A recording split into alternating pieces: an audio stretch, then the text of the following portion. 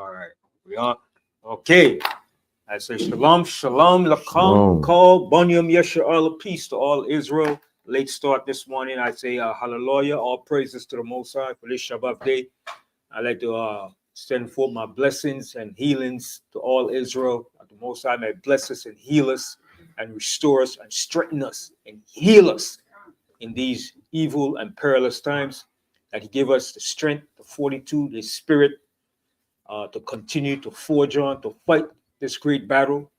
All right, to be obedient, to be humble, to receive His spirit of truth, and that we become victorious in this battle, and that take away all fear and give us courage to fight. All right, to triumph against the enemy because it's our time. It's our time. Our kingdom is at hand. It's time for us to return back to the Most High, to stand with truth, humble, humility, righteousness, conviction, and to fight the good fight of faith. Like Brother Paul said, fight that good fight of faith. All right? And don't let nothing hold you back because this is it. Right? Even Michael Jackson said it. This is it. Okay? Every singer, whether they have pitfalls, downfalls, negativity, every singer in their life, in one of their lifetime, produce a positive message out of their song. Every musician, check it out. I don't care who they are. All right? You go from the OJs to the Stylistics to the Spinners, the Four Tops, Marvin Gaye, Curtis Mayfield, which I love. I love Curtis Mayfield. I love that brother. Yeah, I said the Isley brothers. Curtis Mayfield was a strong, positive brother, man. And his whole life was mishaps and downfalls, man. And then to see that he tried to make a comeback in a positive way and to show you that you don't control your life, man. You don't control it, man. To show you back in 1990 when he was at Wingate, he was coming back to do a comeback because his producers robbed him. His inner circle robbed him. He was in financial straits, and he was going to do a great comeback at Wingate in Brooklyn, and one of the stage prop, 1,000 pounds fell on him and crippled him, paralyzed him, man, for the rest of his life. And he was paralyzed, and man, he was shut down, man.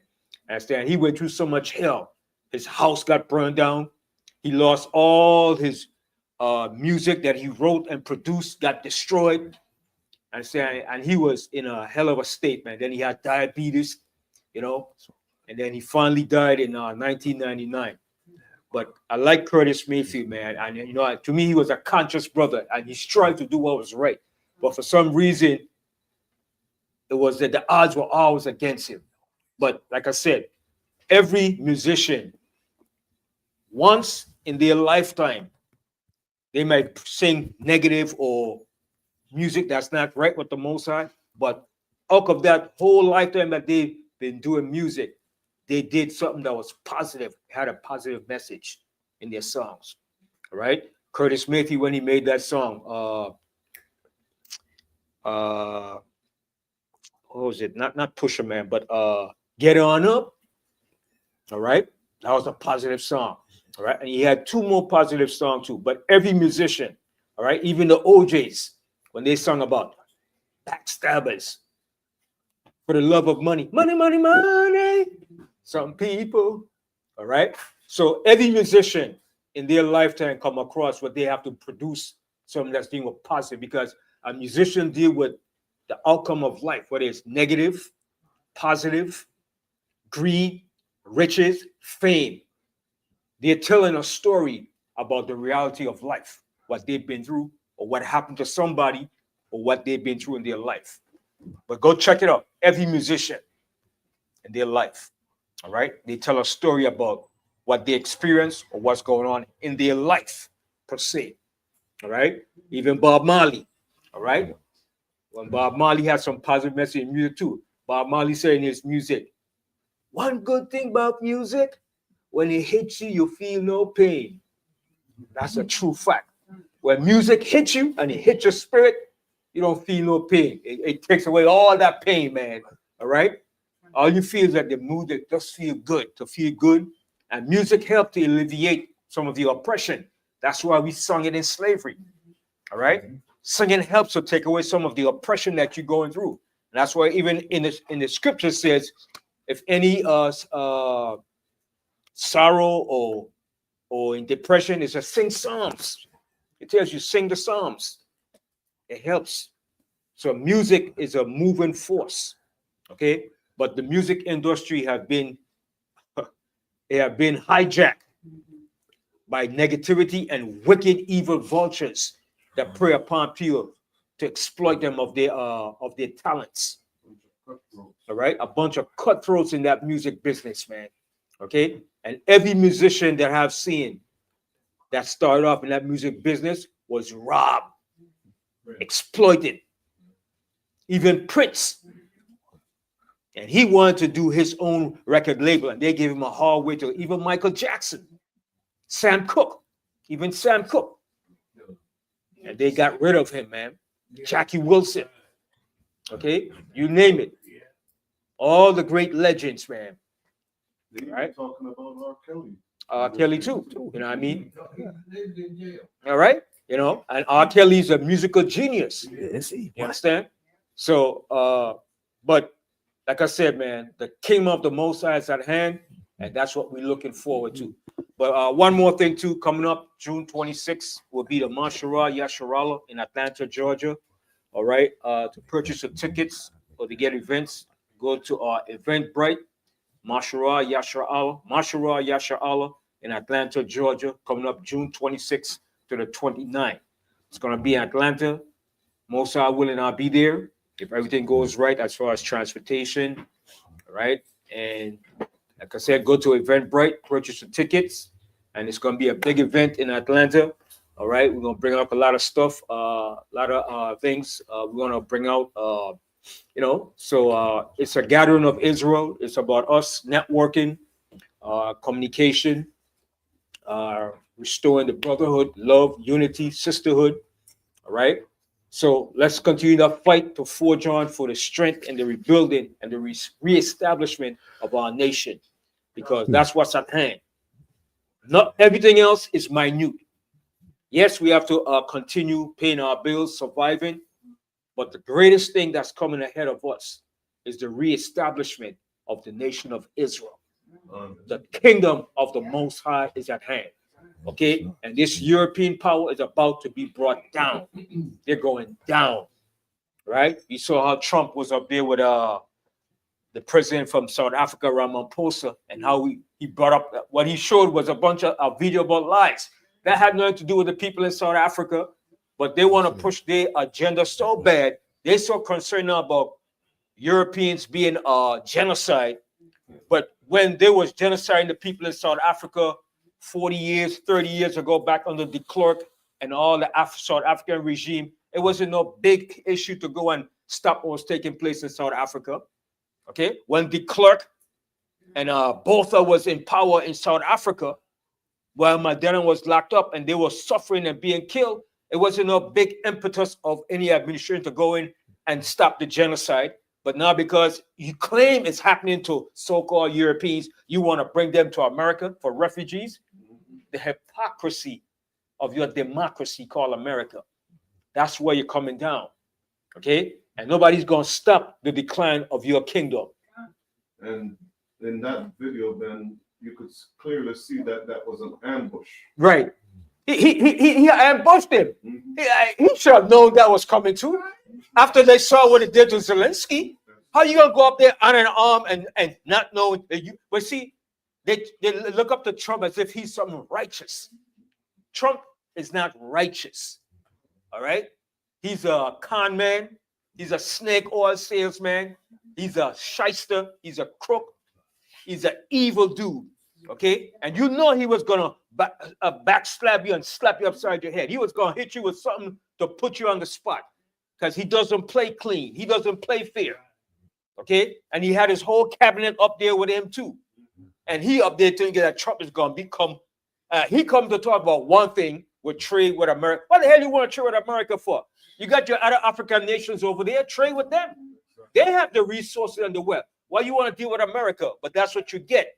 That's what you get when you want to be a good special. Oh, I want to be different. I want to show the people of Africa that we're not like that. Shut the hell up. I'm sick and tired of you puppets. That's why in Ivory Coast, they got rid of that puppet leader. All you puppet leaders, you're going down. You're going down. There's going to be no more refuge for you puppet leaders. It's time for you to stand up for your people and for righteousness. Okay? And that's what Abraham Traoré is doing. He's standing for his people and for righteousness. Okay? And the kingdom of the Most High is at hand. So who don't like it? Kick rocks. Yes, you Howard up. Yeah, Ghana is just following the example of Abraham. Mm-hmm. And he can do it on a grander scale because he's more established than Burkina. Yeah. Mm-hmm. So he's making a move to kick the devil out. Right. And take control of his mineral resources. Right. Africa have all the resources. You don't need nobody to depend on. What you need to do is start doing alliance with your own African nations. Right. But to show you that the African nation have been divided so much, and like I said, there's so many different languages among the Africans that, but they should use a common language, because the main language that they use over there is Swahili, and what's the other language they use? But Swahili is one of the main languages that they use. But yes, A lot of Africans speak English. yeah, Very, very well. mm-hmm. They speak English very well, yeah. And then some of them speak the French language. Yeah. A lot of them speak Portuguese too. French is like a second language over there. I don't know. French should be your second language. It should be your own native language. How the hell you taking pride in speaking French? Parlez-vous français? Get the hell out of here! Like you French. I'm French. Yeah, we like that's some pride in being French. You should take pride in speaking your African language, whether it's Swahili, whether it's Bantu, or whatever it is, man. Okay, Coptic. In Ethiopia they speak Geese. You understand? You should take pride in speaking your African language. But it's that, like I said, is that brainwashing that been involved? The Eurocentric way of life have engulfed the whole entire earth. Okay, the whole earth have been stamped with the beast. The beast stamped everybody with their philosophy. Okay, and put his way of life, his culture, his values in everybody's country. And some people like to talk about, well, Ethiopia never been conquered. Give me a break. The white man influence is in Ethiopia. Okay, the Most High said the Roman Empire was going to stamp the whole entire earth with the residue with his feet and stamp their culture and way of life into all nations of the earth. Yeah, Caleb. Yeah, it's so crazy that the president of South Africa came here and was basically begging, Mm-hmm. right? And there was this other African sister that was saying, why can't you guys learn from this man and come together and pull in your resources? Right. And work together. And work together. You coming here to plead with Trump?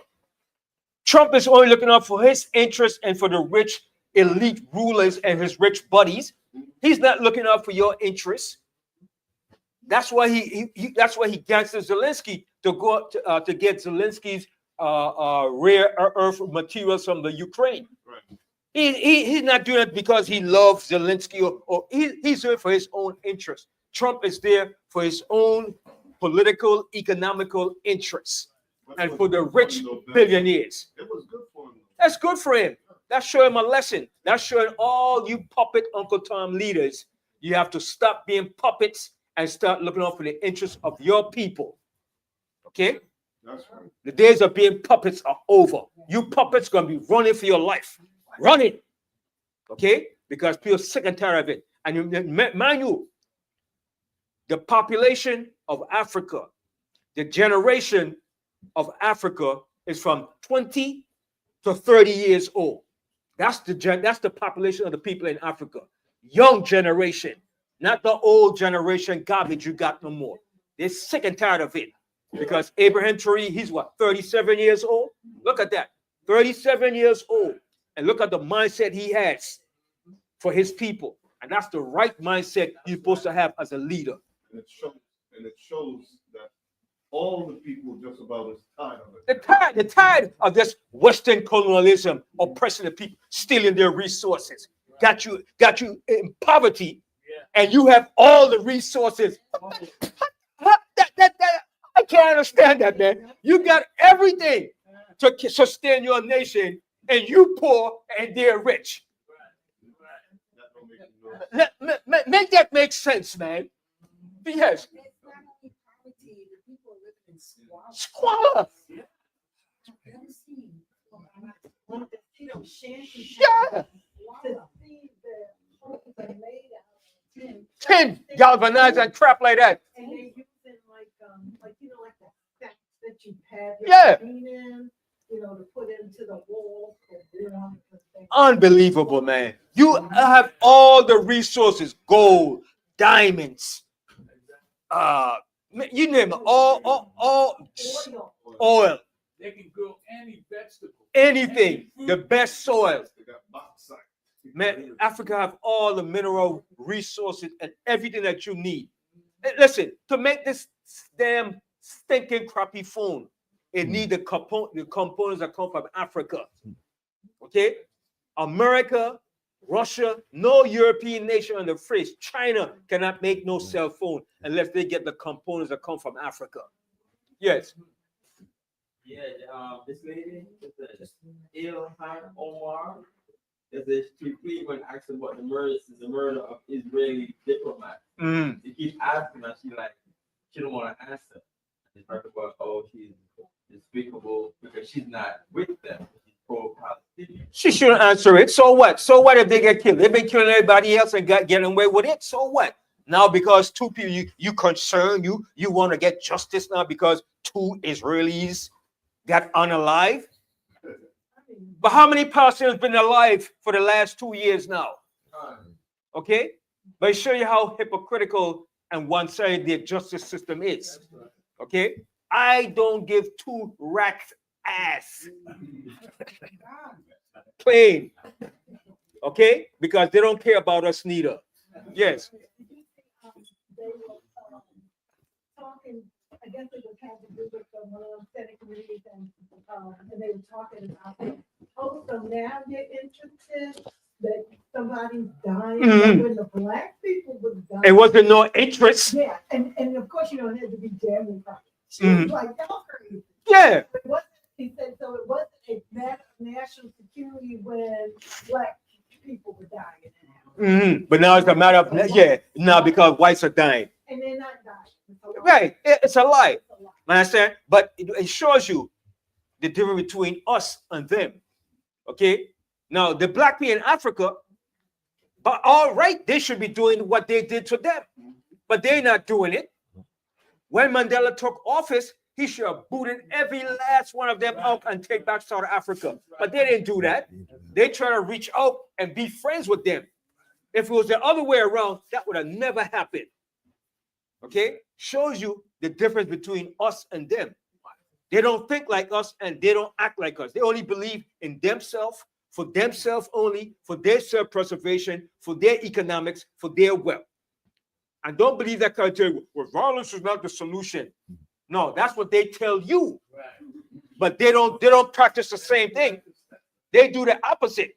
When they want to get something, they use violence. They send in their military or their special force to get the job done in the name of democracy. Okay? So we don't want to hear that foolishness. That's why when Yahushua comes back with the angels, he's coming to wreak havoc and destruction upon every last one of them. Okay? And we live in the time of great prophecies and great judgment. All right? But I want to start off with a blessing for Israel because it's time for us to heal, to unite, to heal ourselves from our ailments, all our sufferings, because it's time for us to be resurrected and rise. That's why we say, Kwam Yesharallah. Okay? Kwam Lama'al Yesharallah means rise, Israel. Rise up, Israel. It's time for us to rise up.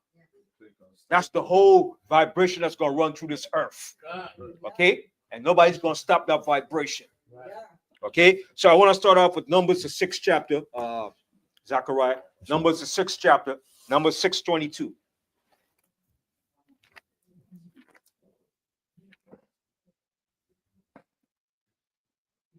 Number 642? Number 622. Oh, 22, 622. Read the book of Numbers, chapter 6, verse 22. Mhm. And the Lord Most High spake unto Moses, saying, Mhm. Speak unto Aaron and unto his sons, saying, On this wise ye shall bless the children of Israel, saying unto them, So this is what I want to do. That's the first thing I want to proceed off of my lips. I want the blessings for Israel, because we need those blessings.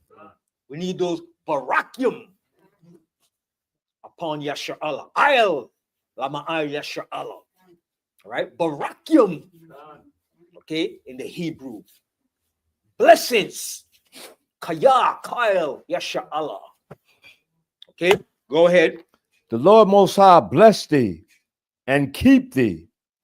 The Lord Most High make his face to shine upon thee and be gracious unto thee. See? And we want the Most High to, on this words, to bless the children of Israel, say unto them, the Most High bless you and keep you in his path, to walk in his path. All right? To keep you, all right? And to make his face to shine upon you, all right? And be gracious unto you. That's what you want the Most High to do. So he could be gracious upon you, all right? Go ahead. The Lord Most High lift up his countenance upon thee and give thee peace. And give you peace, because the peace of the Most High is the greatest peace. The peace that the Most High gives you is the peace of healings, blessing, and strength, not the peace of the world. It's a peace, bro. That's garbage. When Yahushua came to the disciples, what did he say unto them when he met them? He said, Shalom lakam, peace I leave unto you. My peace I leave unto you. That peace was that blessing. He saluted them with that peace and that blessing. All right? Shalom means peace. It's a salute. Okay? It's a great reverence, man. When you meet a brother and you say shalom, you blessing them from all sincerity and from the spirit of the Most High, not feignedly. Shalom. Shalom lakam. Peace to you. Right? Read that verse again. The Lord Most High lift up his countenance upon thee and give thee peace. Mm-hmm. And they shall put my name upon the children of Israel, and I will bless them. And that's what we want the Most High to do, to bless us. All right? The blessings of the Most High are the greatest things, those blessings. Because what we're living under now are the curses, not the blessings. So now we have to raise our standards now to receive those blessings that the Most High have for us. And those blessings are coming. We have to walk in them now. Okay? I want to get a scripture where Yahushua, when he came to the disciples, he said, peace. I think it's John 14:27. They read that at my father's funeral. Yep. What was John? It was John. My peace I give unto you. Yes. John 14:27. I'm not Right. mistaken. I'll never forget what his funeral. I'm like, at his homegrown service, not his funeral. Homegrown service. He just sleep.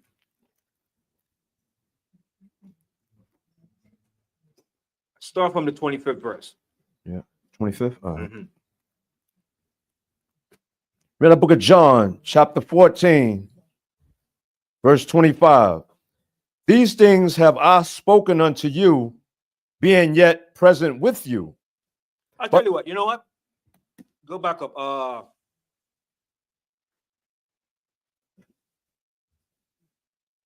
Start from read the 23rd verse. Read the book of John, chapter 14, verse 23. Yahushua answered and said unto him, If a man love me, he will keep my words, Mhm. and my Father will love him, Mhm. and we will come unto him and make our abode with him. Mhm. He that loveth me not, he that loveth me not, keepeth not my sayings. Mhm. And the word which ye hear is not mine, but the Father's which sent me. See what Yahushua said? He said, but the word which you hear is not mine, but the Father which sent me. So right there, he's showing you that he's not God himself. That's right. He is the Son of the Most High coming down to represent the Most High. That's right.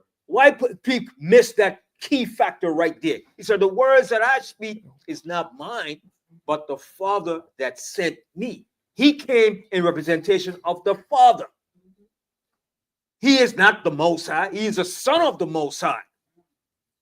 All right? Yes. Because people want to believe in that Trinity stuff, Right. and they don't want to get the Most High his honor and his props. And it's all because of white supremacy Christianity. white supremacist Christianity that have run prevalent throughout the earth, that have indoctrinated the minds of the people. That's what all it is. White Eurocentric Christianity false doctrine. They have subdued the earth. That's all it is. Okay, continue.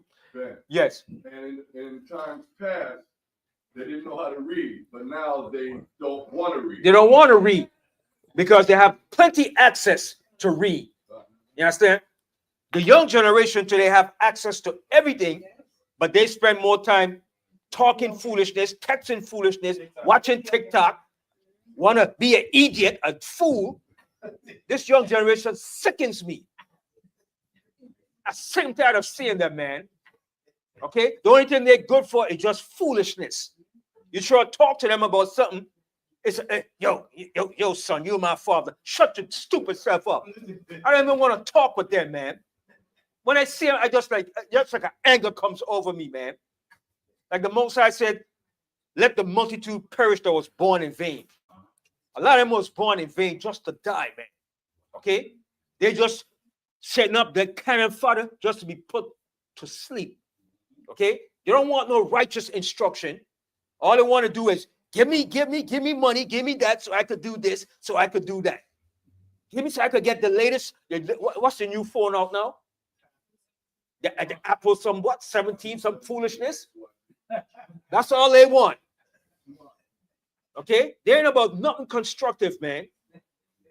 Okay? But that's the future. That's our future, man. That's crazy, man. That's our future. But see, that came because of what? The brainwashing and the socializing of our society by the Eurocentric way of life. That's all it is, man. That brainwashing, that social construct that we put upon us. Okay? And it's time to break those shackles, man. Break it. Continue. Read that book of John, chapter 14, verse 25. These things have I spoken unto you, being yet present with you. Mm-hmm. But the Comforter, which is the Holy Spirit, Mm-hmm. whom the Father will send in my name. See what he said? Whom the Father will send in my name. It's coming from the Father, and it's going to come in his name.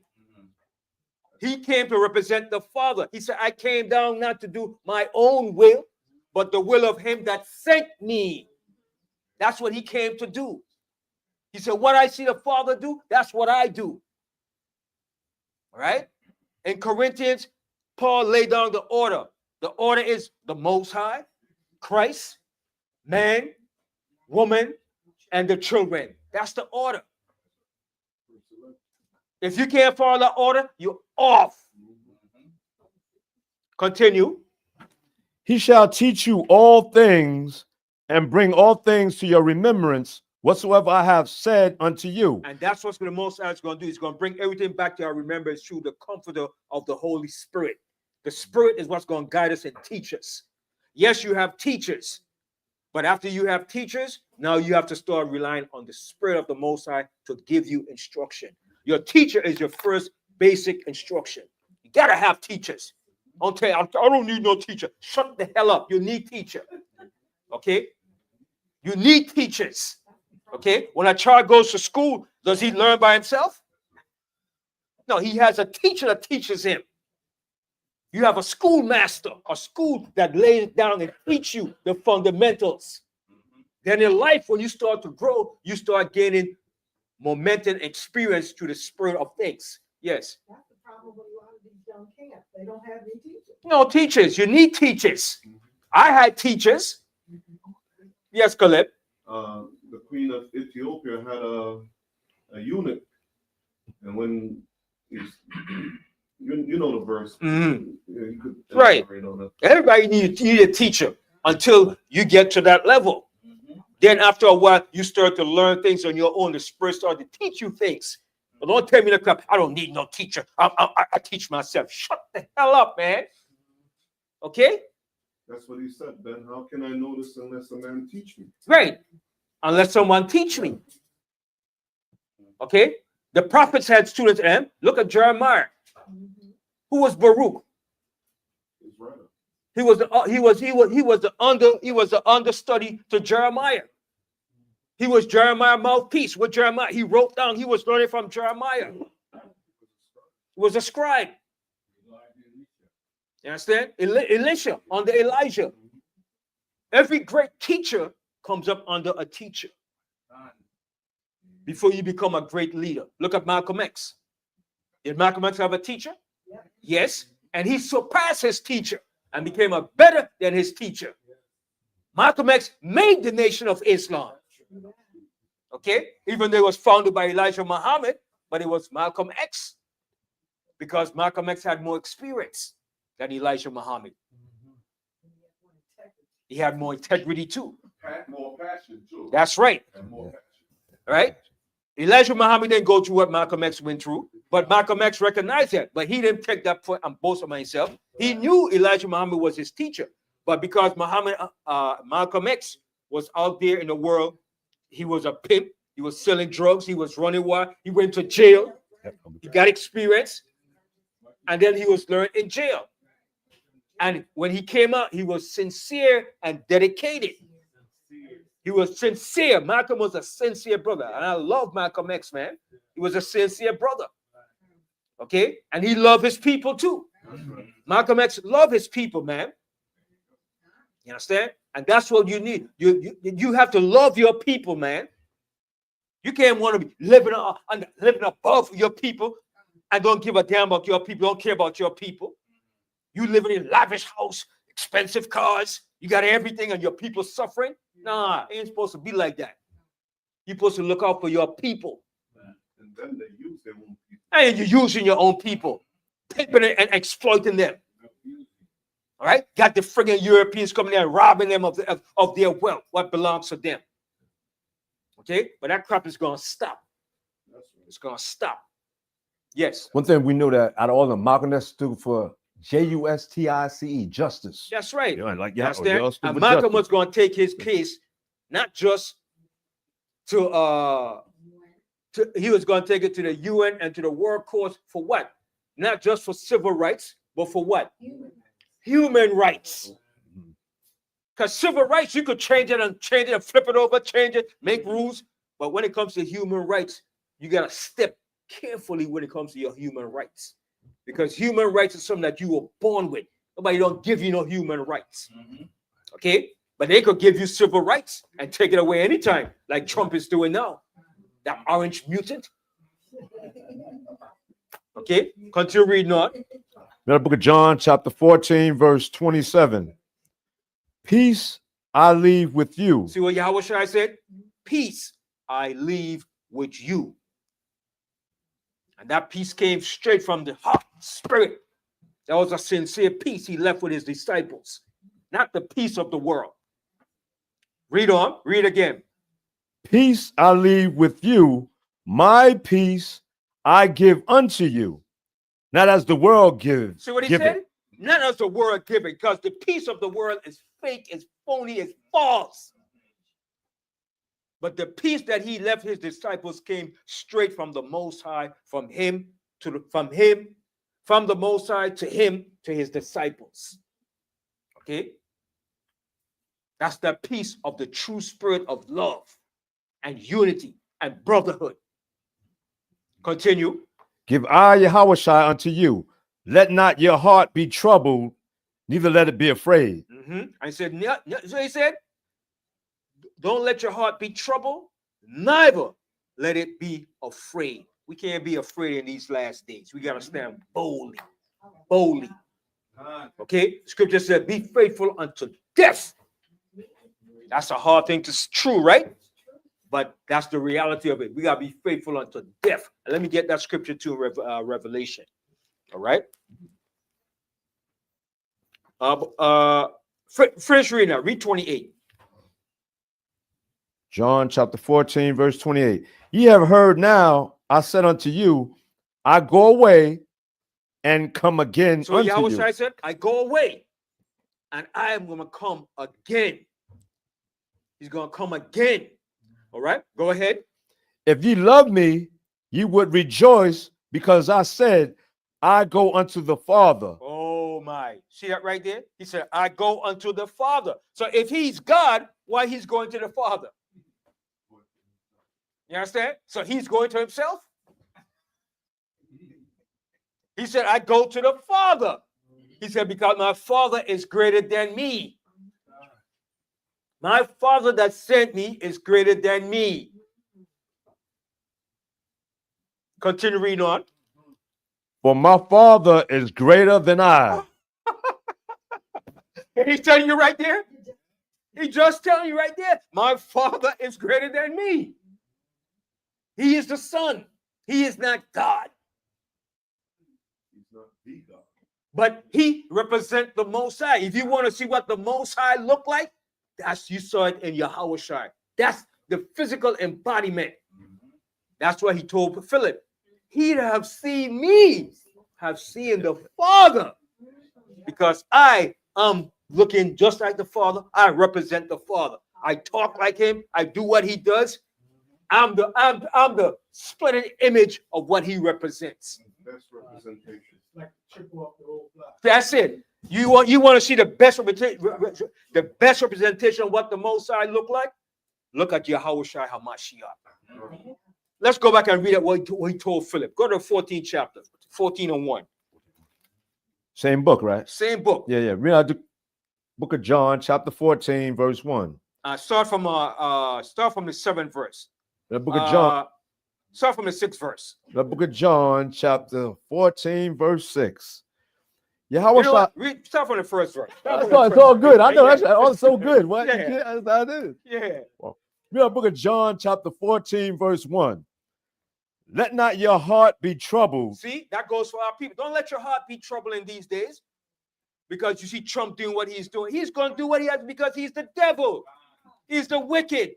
That's what they do. That's what the wicked do. They manifesting that they're the wicked. Anybody that says, oh, Mr. Trump is a good president, you're a Tom. You're a traitor. The man is the wicked. He's supposed to do what he's doing. He's not going to do what's right for you. He's the wicked. Let him do what he's doing until the Most High gets rid of him. He's playing his part. Continue. Ye believe in the Most High, believe also in me. See what Yahweh Shai said? You believe in the Most High, believe also in me. So that cuts a lot of Old Testament too. I don't believe in no mirror man. I just believe in God only. You suckers. You just Old Testament only. I don't believe there's no Messiah. Read that verse again. John chapter 14, verse 2. Verse 1. Let not your heart be troubled. Ye believe in the Most High power, believe also in me. Mm-hmm. In my Father's house are many mansions. If it were not so, I would have told you. I go to prepare a place for you. No, what does that mean now? Yahweh Shai said, in my Father's house are many mansions. What is he talking about? Kingdom? Right, the kingdom. The kingdom. He's not talking out there, you're going to go out there and live out there in no mansion. All right? The kingdom is going to be brought down here on earth. That's why it says in our Father prayer, our Father who are in heaven, thy kingdom come, which will be done on earth Right. as it is in heaven. The kingdom is coming down here on earth. All right? But what John was seeing was a representation of it in the spiritual realm coming down to the earth. Just like when the Most High told Moses to make the Ark of the Covenant and the different stuff, It was a representation of what was in the spiritual realm. And that's what Solomon did. When he made the physical temple, it was a spiritual representation of what's in the spiritual realm to be brought down here. When you have an idea, where does it come from? Spirit. From your spirit, from your mind. And then you do what? Manifest. Then you manifest it in the physical. Just like an artist. An artist go picture or see something in his mind, like, and then eventually he draws it. And you're like, wow, where you get that from? Then he'll say, my inspiration. Like most musicians. Where you came up with that song from? Inspiration. Just like Buju Banton when he made that song, when he made that famous song. All right? He said he got inspired when he made that song. All right? A lot of singers get inspired by some of the songs that they sing. Now, some get inspired by Satan. Now, some get inspired by the Most High too. Right? Depend on what spirit they're dealing on. Because, like I said, the music industry have been tampered. It has been blindsided by evil spirits. Exactly. Yes. All music is great. All the music is great. The melodies are great. It's the lyrics. The lyrics The lyrics. that they put out. You understand? Because what makes you move to music? The words. I told people back then, they used to say the rhythm. beat, The the beat, rhythm, the all rhythm. of that. Right. The words, all of that. And the words eventually, Word, yeah. when you hear the words. Yeah. But when notice what James Brown. When James Brown started his music, what caught you first? The beat. The beat. Yeah. 1, 2, 3, hit it. Pum, pum, pum, pum, pum, pum, pum, Get- bang. Right? Right. And that drums kick in, then you start hearing the words. That's Hit it. Bam, bam, bam. Yeah. Then James Brown said, you gotta get them on the one. One. That first beat. You gotta get it. Yeah. You understand? Always on the one. That music, the vibration, the rhythm. You understand? Okay. Even Marshall Montano tell you so. Marshall Montano. All right. His music.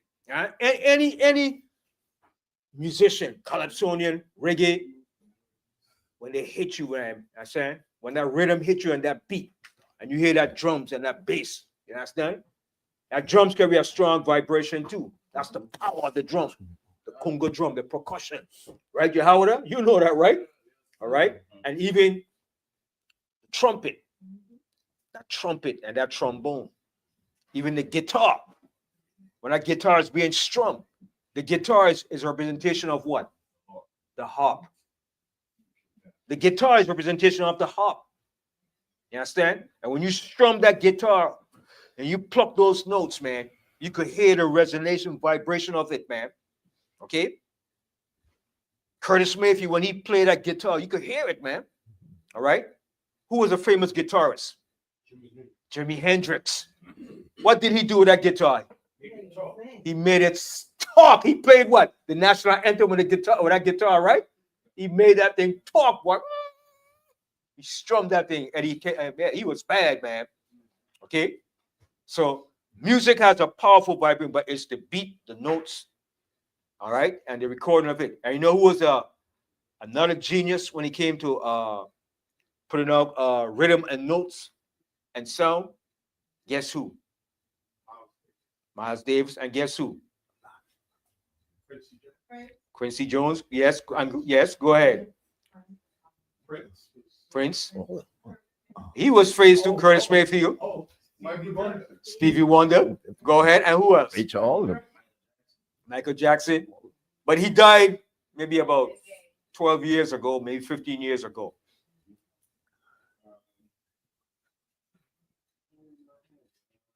He's a Drake too. Marvin Gaye was good. Y'all know. She said Ray Charles.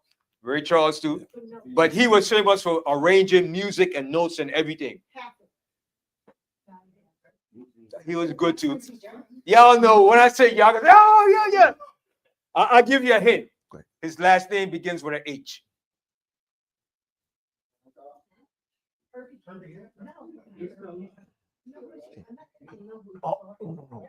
Okay, his first name began with an I, and his last name ended with an Isaac Hayes. I would get it. Isaac Hayes. What? Isaac Hayes. Yep. Yep, that dude was a bad dude, man. Isaac Hayes. They said, man, when he recorded, man, and he arranged his songs and the music, man, the white man said they have never seen nothing like that. And he, man, Isaac Hayes, Barry White too. His nickname, Isaac Hayes. It was I don't remember. Black there you go. Moses, right, There you Black go, B. Moses. That's it. That Black one came to Moses, me. I got right. the album. You understand? Yeah. You know what? One thing, what Isaac Hayes, when he said, talking about, he said, when Mom used to take us to Sunday school, taught us the 10 Commandments. That's in that song. I think it's Guilty of one of them. Yeah. He said, Mom taught us the 10 Commandments. Yep. Grandma. Yeah. So music, it has a moving effect. And the Most High likes music. Yeah. Because what David played the harp, right? Mhm. It has, So, it has a A spiritual aspect to it. that if they call jazz musicians God. God's, yeah. You understand? yeah. Yeah. Music is used. Remember, the Most High said, the shofar. What was the shofar used for? What's that again? What was the shofar used for? Shofar? To assemble the people. So different sounds of the shofar let you know what every sound meant. Whether it's for war, whether it's to assemble the people. You understand? So every sound you blew from the shofar, it had a resonating sound to let you know what every sound represent. You understand? The trumpet. Right, you understand? So music was a new moving force that was used by the Most High. All right, and that's why he set up the Levites to set up an orchestra. All right, and the Levites was a bad dude, man. When they played that music, man, when they sung, all right, and David set up and Solomon set up the orchestra, man, and we sung to the Most High, man. It was something else, man. That's why they don't promote jazz the way they should. Right. Because jazz is so on a High level, right? that and it's hard for Esau to get it. I mean, he's got it written down now where He could play, he right? can play it. Right. But they were amazed that Jake had no schooling. He didn't know how to read music, but he would come out with all this music. Straight from the spirit, man. Straight From the spirit. You understand? Yeah, Theologist Monk. Yeah, Theologist Monk. You know, I'm something I was gonna say to something I was gonna say to and notice when you play music that's fitting and right for the spirit, notice your dress code. Notice your dress code. But when you play that low level nigga music, no, notice the dress code. Pants hanging down, your drawers showing, naked. But when you play music of high caliber, your dress code, everything is different. It's totally different. They got everybody stuck on a low frequency. Low frequency. Frequency brings about your behavior. Right. So that they got us stuck on that minus. Well, I don't know what it is, but Is that low frequency vibration, man? Because when you go back in the 70s, right, and you look at all the groups that came out from the 70s, right? Look at their dress code.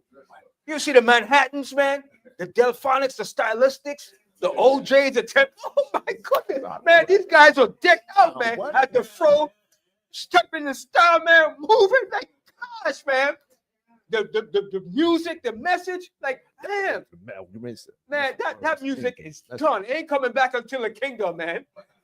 Okay, this generation, maybe you might have one or two that might pick up from it, but the majority of this generation, man, on a low frequency, man. A low frequency. They busted, man. You know? Yes. But it's the execs, they don't want it. No, they don't want it. Especially musician music, he has a song named Love.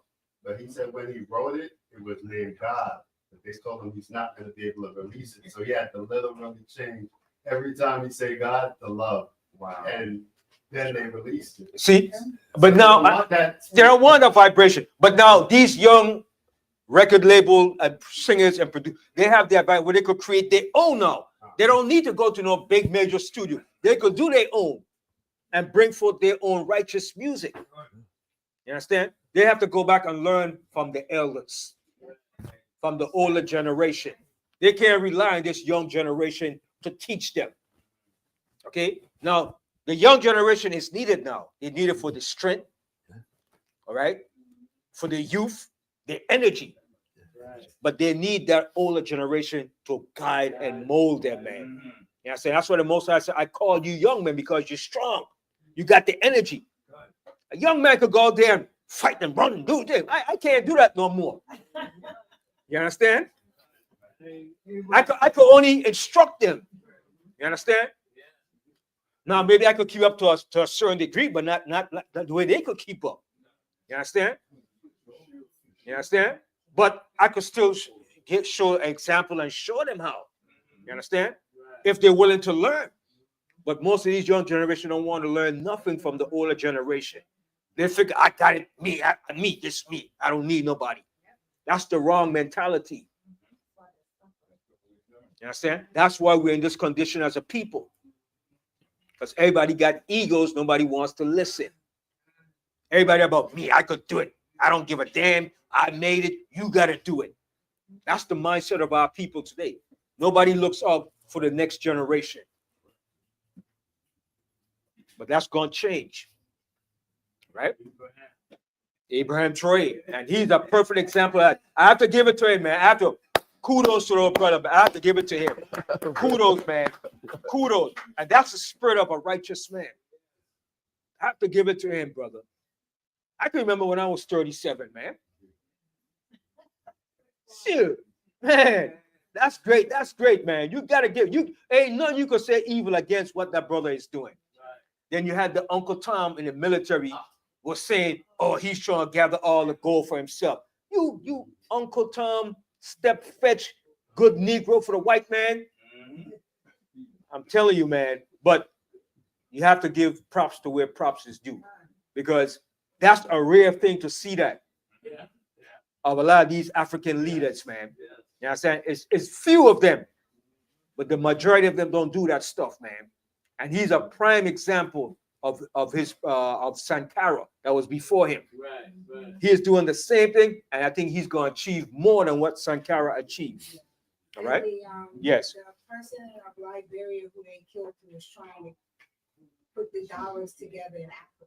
Oh, you mean Gaddafi? Gaddafi, yeah. Gaddafi too, yeah. Mm-hmm.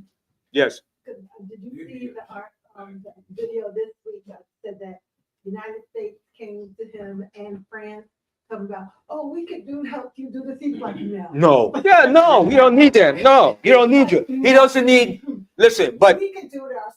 But I'm gonna show you something too. What a lot of people don't understand and realize what's happening too now.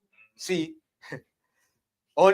that's why when you understand the Bible and the mystery of the Bible, you understand what's going on. Because I want to show a video.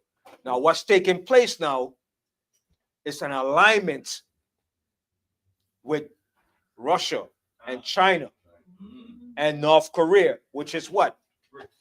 Gog and Magog. It's lining up for Gog and Magog. Because remember, the scripture said Gog and Magog is going to be a guide to who? Iran, Libya, and those African nations. A lot of African nations are going to be in alliance with Russia. Okay, that's why you see China. Now, North Korea just recently sent 700 commanded troops there. See, that's what I was telling people. North Korea, Vietnam, South Korea, China is not Moab and Ammon. They're not. You understand? China is also part of Gog and Magog. Okay? A lot of people gonna find out. That's why a lot of people might not like what I'm saying. They're like, no, Banyaman, no, Chinese are Moabites. No, you're gonna see, brother. You're gonna see that China is part of Gog and Magog. That's in alliance with Russia. Okay, North Korea too.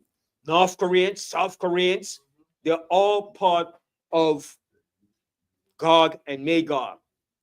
Okay, China, North Korea, South Korea, Vietnam, all of them are all Japhetic.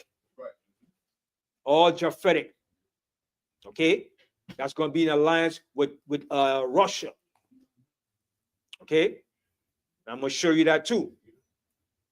Okay, because I know a lot of people still want to say that China is Moab and the Japanese is Ammon, but I'm going to show you that that's not so. Okay, but where was I? John 14, verse 2. Read that Okay, again. Or? Okay, let's go back to that. I went all the way around the world, man. Oh, The man. corpus good. Oh, man. Let me get back to this here. All right. All right. Let me come back. Let me come back home to the scriptures now. All right. Go ahead. Read the book of John, chapter 14, verse 1. Let not your heart be troubled. Ye believe in the Most High, believe also in me. Mhm. In my Father's house are many mansions. All right. So Yahweh Shai said, in my Father's house, there are many mansions. Okay. It's going to be a lot of mansions for us in the future. Okay. We're not going to live in squalor poverty no more. Okay. Every man's going to have his own mansion. Okay.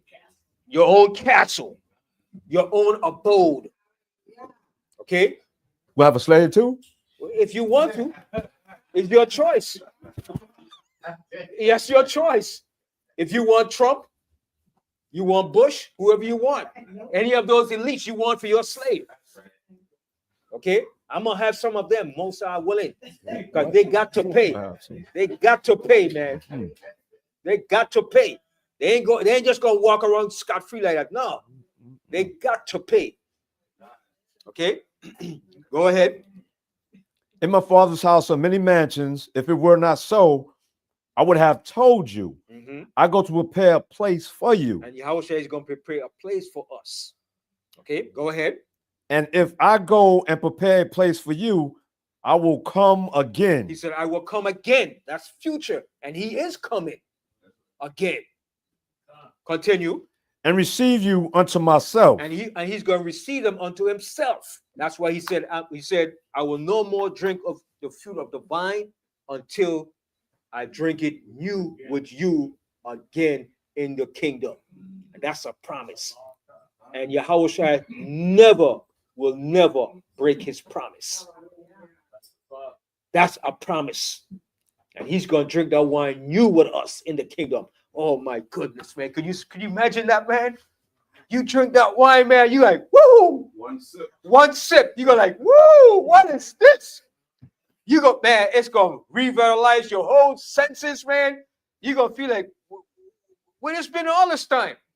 You understand? We're going to really taste what wine is really wine, man. Okay? What we've been drinking here now? Garbage. Garbage.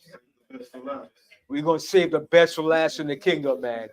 Okay? And then don't tell me it's going to be grape. It's not grape juice. It's going to be real wine. If you want to drink grape juice, you can have grape juice.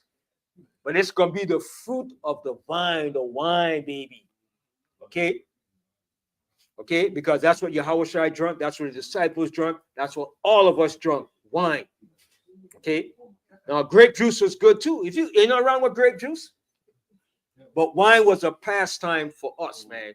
All right? The scripture said, money answered all things. Wine, it said, feast was made, and wine was made to make one glad. Oh, hold that real quick. Go to Ecclesiastes 10:19. Ecclesiastes, and come back right here quick. Ecclesiastes in the Bible, 10:19.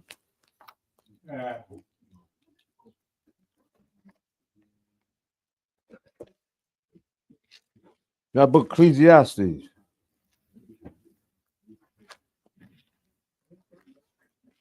Chapter 10,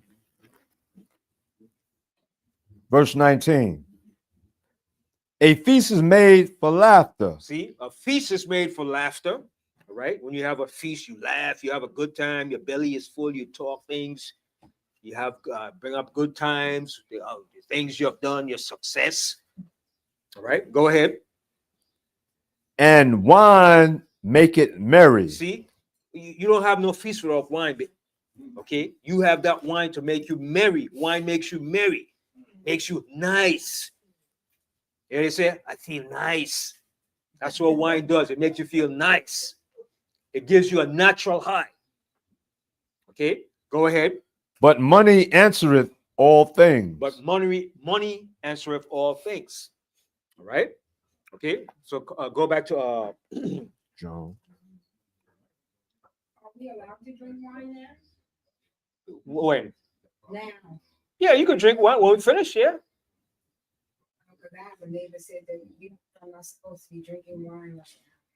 What? Who? Only when the kingdom comes. Nah. No, I got go to First Timothy. Go to First Timothy. Go to First Timothy. No, you see, people need to stop that, man. People need to stop that, man. They need to stop that, man. People need to stop. They need to stop that, man. Go to First Timothy 5 and 23. All right? We need to stop that, man. Yeah. We're out of 1 Timothy chapter 5, verse 23. Stop on 22. Yeah, 23. Yeah. Mhm. The book of 1 Timothy chapter 5, verse 23. Drink no longer water. No, he's not saying you can't drink water now. Okay? Okay, go ahead. But use a little wine for thy stomach's sake and thine often infirmities. So you see that? Wine helps with infirmity in your stomach when you have issue with your stomach and stomach. It's good for your circulation. It's good for your blood. You understand? Red wine. Even Esau, the doctors tell you red wine is good. It's good. Okay? And when you go on a date with a woman too, red wine is good too. Let me hit you with something too. All right? All right? It makes a woman feel good. It makes you feel good. All right? It blends the combination for the what's next. All right? All right? All right? Sounds good, right? It's good. All right. So we could drink wine, man. All right. Ain't nothing wrong in drinking wine. But okay, let me show you another scripture too. Let's go to the Apocrypha real quick. All right. Let's go to Ecclesiasticus in the Apocrypha.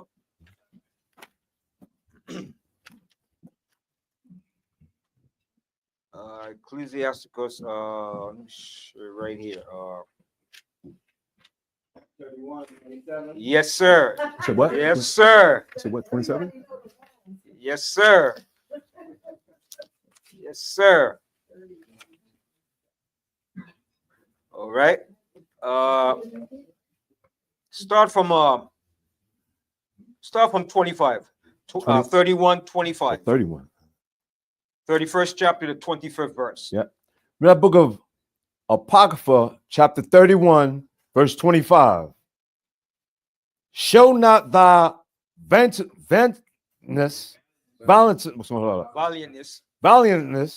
in wine. What does that mean? Don't show how Right. bad you are now because you drunk wine. Valiant. Don't show how much you're a badass you are because you drunk some wine. Yeah. Yeah, I just Googled definition. It says brave. Yeah. A badass now. You brave now. You drunk some wine. All right. They call that beer muscle. Yeah. Mm-hmm. All right. Go ahead. For wine hath destroyed many. See, for wine have destroyed many. All right. Remember the scripture says it also in Proverbs 2. It said, I think it's in Proverbs 16. It says, wine is a mocker, and strong drink is raging. Find a script for me too. I think it's in Proverbs 16 or either 18. It says, wine is a mocker and strong drink is raging. All right, so continue reading that. Verse 26. The furnace proveth the edge by dipping. So doth wine the hearts of the proud by drunkenness. Mhm. Wine is as good as life to a man. See, wine is as good as life to a man.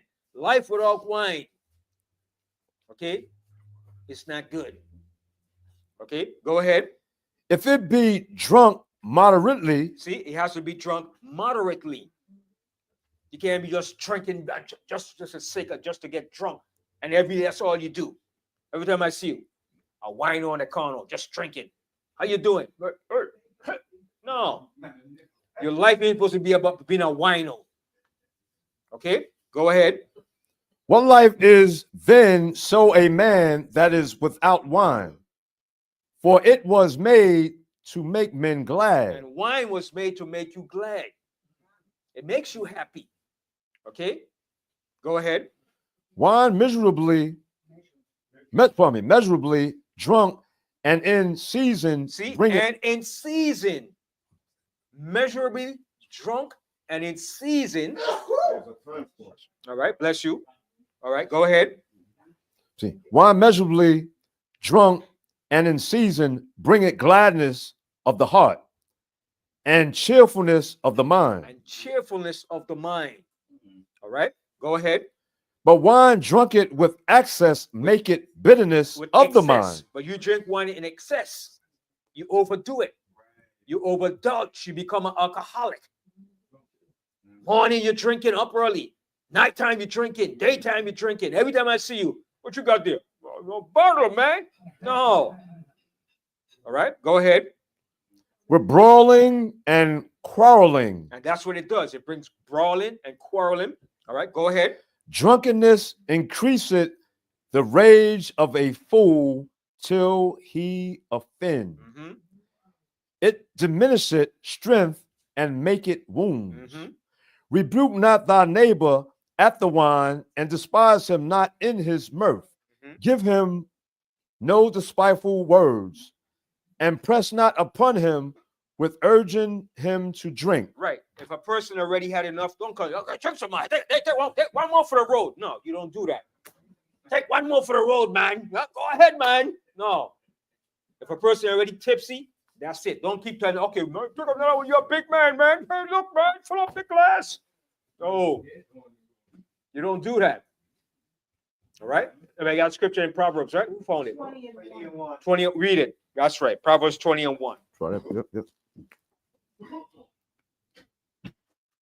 Now the book of 20. Proverbs, Mhm. chapter 20, verse 1. Wine is a mocker. See, wine is a mocker. Wine will make a mockery of you. Okay, go ahead. Strong drink is raging. And what is the strong drink? Liquor, hard liquor. All right, corn liquor. All right, moonshine, the stuff that the real expensive stuff. All right, cognac. Remy, All right, Remy, VSOP, Hennessy. Hennessy. You understand? You could drink those things, but you don't indulge and overdo it. You drink it in season. You sip it. You know what I mean? It's good. Yeah. All right. Read it again. Finish reading that. Finish read 20. Yeah. Yep. Wine is a mocker, strong drink is raging, and whosoever is deceived thereby is not wise. See, and if you're deceived by that, you're not wise. All right. So everything is a balance and a season. All right. You got some Yawasap? This Isaiah 5 and 11. Right. It says, woe unto them that rise up early in the morning, that they may follow strong drink that continue until night, till wine and flavor. And that's what our people do. Get up early. First thing they do. Did you eat? No, I ain't hungry, man. I just want me a drink, man. That's the first thing. Drinking early in the morning. Right? Nighttime, you're doing the same thing until they inflame with liquor, until their liver, everything is destroyed, until you're no good for nothing no more. All right? So everything has to be done in moderation, in seasonal. All right? You don't overdo it. All right? Even pepper. Pepper is good too. All right? Cayenne pepper. Even the Jamaican pepper, the Scotch bonnet. You understand? But you don't use it every day. You use it to enhance your food. Right. Because you use it every day, it's going to eventually burn up your inside and destroy your system. So everything has to be in a balance. Right? Yeah, you just can't abuse everything. All right? You know what I mean? But pepper is good. But some people like the pepper hot, like you can't feel the tongue no more. That don't even make no sense, man. It's so hot, you put it next to your eyes, it burn up your eyes. Yeah, your nose running like whoo. No. You understand? You put enough pepper just to enhance the food. You understand? Just like black pepper, you don't use a lot of black pepper neither, just a little bit to enhance the food. Right? Because the Most High tells you the basic things you need for your food. Right? You need salt in your food. Some people say, don't put no salt in my food. Man, put some salt in my food. But don't put it where it gets salty. All right? You need salt. Yeah, you need salt in your body. Yeah. You know, when you have like a lot of medical situations where you got the first thing they do is inject you with salt. Yeah. Saline, yeah. First thing they do is Yeah. the system with salt. Yeah. So salt is good. Yeah. How should I say? Have salt in yourself. Let your words be flavored with salt. All right. Yes. Because the salt helps you to absorb it, because a lot of people drink a lot of water and they're always going to the bathroom. It's because you need to put salt in the water before you ingest it so it can penetrate your cell. Because if you don't have any salt, it won't penetrate the cell and it'll just flush right out. Right. You understand? Yes. Yes. Is that true that salt is used as a Preservative. Yes. Yes. Salt that preservative. Preservative. Right. Yeah. You used to salt your food. Put salt. My great grandma used to do that. Says salt. Corn is salted and preserve it. Yeah. You just like in Iran back in 1990, in Iran, they were working in a mine, and they find some bodies that was in a salt mine, and the whole body, everything was intact, preserved. The liver, the colon, everything, the hair, everything was intact, preserved, and that happened during the time of Darius, during his empire. And they found the body. They found about 2 more bodies. The face, the hair, everything intact. Liver, heart, everything is intact because the salt had it preserved. It was buried in a salt mine. Wow. You understand? So Yeah, salt, yeah. yeah, You have to know the difference in these days. Sodium is not salt. right, You have to have the amount of salt of sea salt. right, yeah, Citrus salt. right, right. So that's why they say be careful, because canned food has sodium in it. Mhm. And it's a preservative. Right, So that's why canned food almost never goes bad, because it's got sodium. sodium, But you can't have too much of it. right, can't too much, right, You wash it, you wash it. yeah. Another thing too, Ben, Mhm. when you go to the sea, if you have a wound or Yeah. a cut, It heals it, it cleans it, heals it, yep, heals it up, yeah, yep, Salt water. yeah. 'Cause that's why the Most High have the salt sea over there in Israel. That salt sea, you can't swim it, well, you could swim in it, You can't drown. but you can't drown in it. You float, you can't drink it. Too dead. You go in it, you float automatically. Now, see, the Most High is so good. The Most High put the salt sea there as a what? 2 things he put the salt sea there For for. healing, one, purposes somewhat. Healing purposes, yes, I know. But what was the first purpose there for?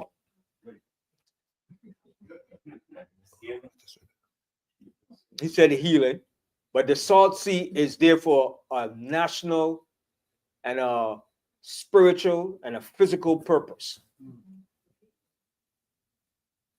No. It's there for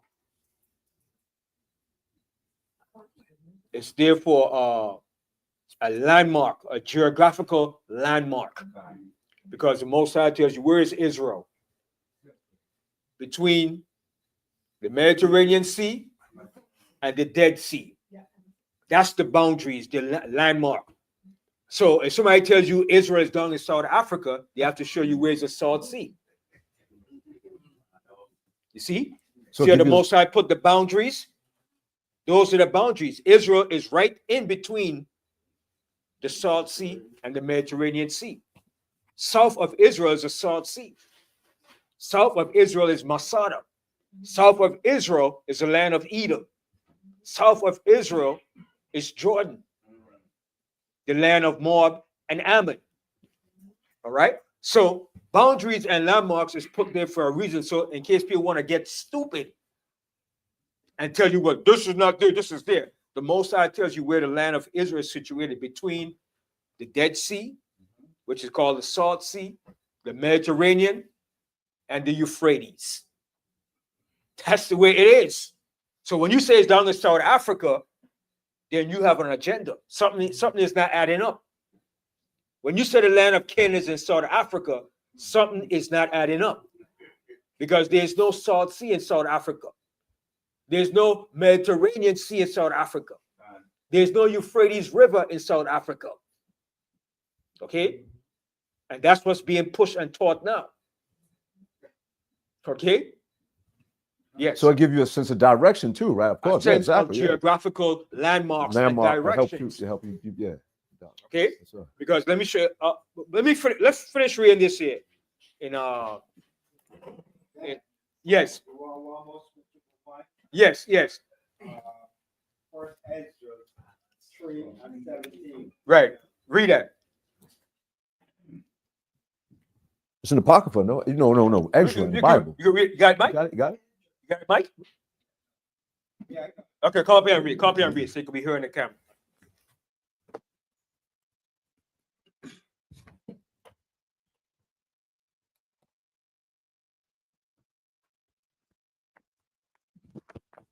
Here's the book of Ezra, chapter 3, verse 17. And he said unto them, declare unto us your mind concerning the writing. Then began the first, who had spoken of the strength of wine, verse 18. And he said, thus, O ye men, how excellent, exceedingly strong is wine. It causes all men to error that drink it.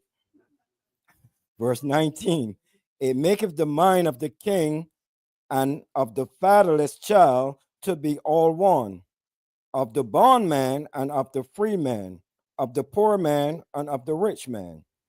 Verse 20, it turneth also every thought into jollity and mirth, so that the man remembereth neither sorrow nor death. Verse 21, and it maketh every heart rich, so that a man remembereth neither king nor governor, and it maketh to speak all things by talents.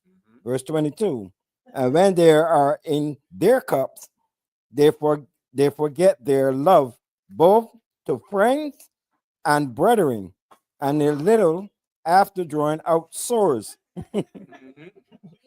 Verse 23, but when they are from the wine, they remember not what they have done. Verse 24, O ye men, is not wine the strongest that enforceth to do thus? And when he had so spoken, he held his peace. All right. See? All right. Okay, so that's what I'm wine so far. So let's go back to St. John 14 chapter. All right. St. John 14.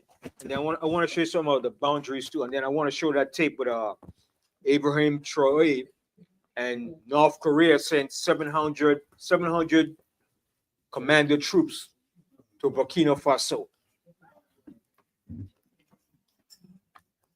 All right, so we left on St. John 14 and what verse? Oh, we finished that verse 3.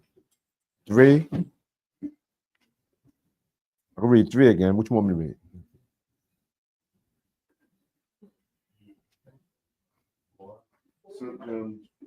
Three, 4. Read the Last time I read was 14 too. read the third verse again. Yeah. Read book of John, chapter 14, verse 3. And if I go and prepare a place for you, I will come again and receive you unto myself, that where I am, there ye may be also. And whether I go, ye know, and the way ye know. Thomas said unto him, Lord, other one, we know not whither thou goest, and how can we know the way? Yahushua said unto him, I am the way, the truth, and the life. See what Yahushua said? I am the way, the truth, and the life. Okay, he's the only one. Okay, go ahead. No man cometh unto the Father but by me. See, but I thought he was God.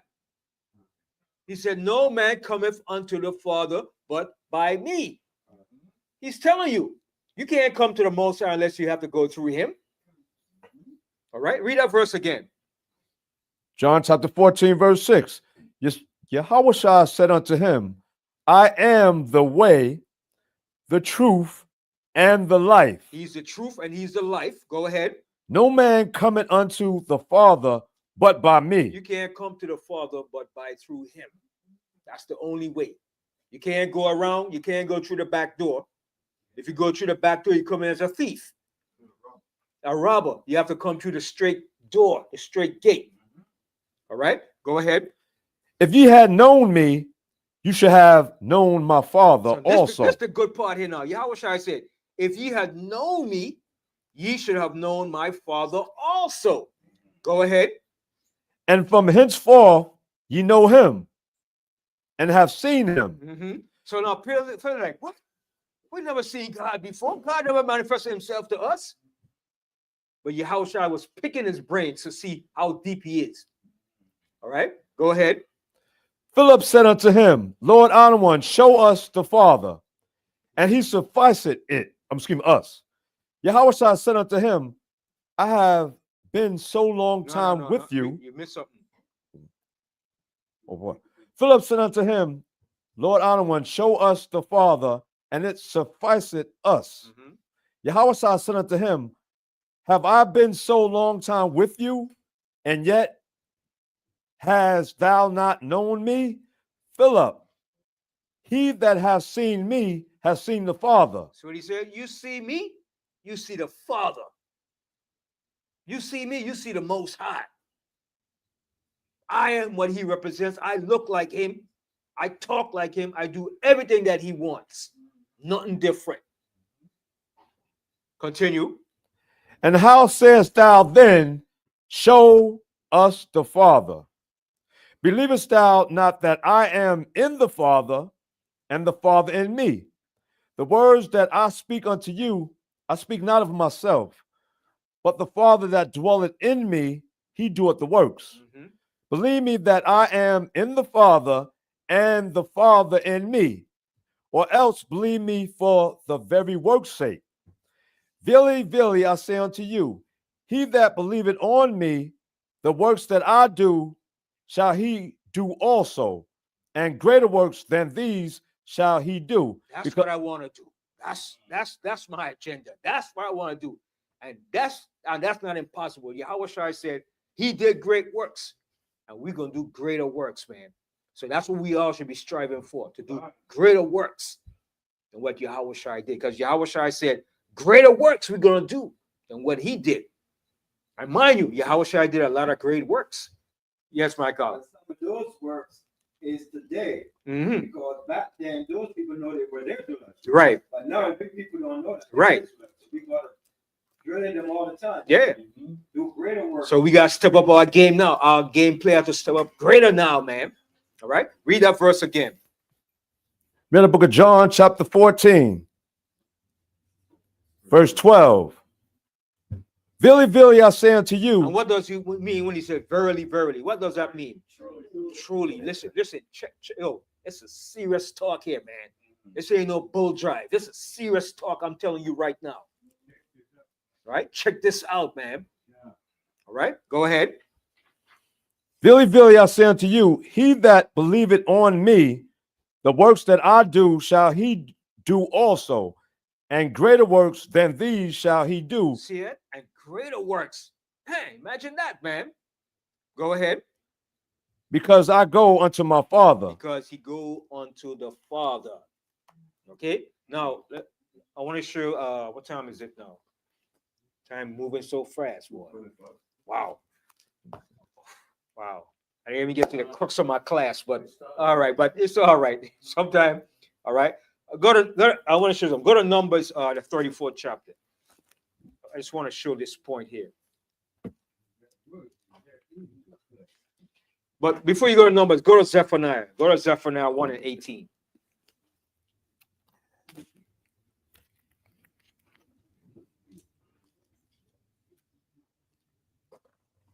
Now, the book of Zephaniah, chapter 1, verse 18.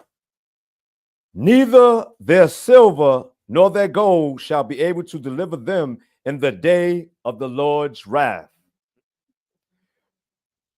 But the whole land shall be devoured by the fire of his jealousy. See? So that's how Yahushua is coming back. So all the people that think your gold and silver is going to save you, it's not going to save you. Because all that gold and silver is going to us. It's going to us for our kingdom. All right? Go ahead. For he shall make even a speedy riddance of all them that dwell in the land. And you want a speedy riddance? 60 minutes. 60 minutes. 1 hour. 1 hour. All right? Now go to the book. That was it, right? Yeah, just saw. Yeah, okay, now go to the book of Numbers, the 34th chapter. I want to show you something. Numbers, the 34th chapter.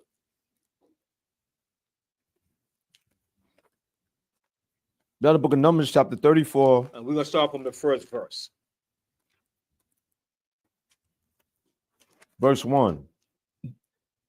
And the Lord Most High spake unto Moses, saying, Command the children of Israel, and say unto them, when ye come into the land of Canaan. Okay, now, when you come into the land of Canaan, where was the land of Canaan located geographically? Between the Mediterranean and the Dead Sea. Right. It's located in northeast Africa, right above Egypt. All right. Northeast Africa, right above Egypt. That's the land of Canaan. The land of Canaan is the land of Israel. Why was it called the land of Canaan? They settled there before we did. Right. That right? But Yeah. they wouldn't leave. Wait, but that's not the question, though. Yeah. Why was it called the land of Canaan? Because the Canaanites, Because the Canaanites were the original inhabitants of that land before we possessed it. Who were the Canaanites? Hamites, or what you call Africans. Africans were dwelling in that land. Africans were the first of all nations to expand and take over all lands in the earth, whether in Africa, whether in Asia, whether in Europe. Africans were the first. Now, why do I say that? Who was Nimrod? Specifically, which one? A Cushite. Now, where was the beginning of Nimrod's kingdom? Babylon. And he expanded out. What was Nimrod? What was his nationality? And what was he? A Hamite, but what was his profession? A hunter is what? A conqueror. He conquered nations and took over lands. Okay, Nimrod took over lands all over. Okay, all of Europe were Hamites up in those areas too. Okay, all up in Turkey, Africans were in those areas. Okay, until it started going downwards more into Africa. Okay, so the Canaanites, which were all Hamites, were in the land of Canaan, living in that land. Okay, hold that. Go to Ezekiel, the 16th chapter. I want to show you something. And then also go to the Apocrypha. First, go to the Apocrypha, Wisdom of Solomon.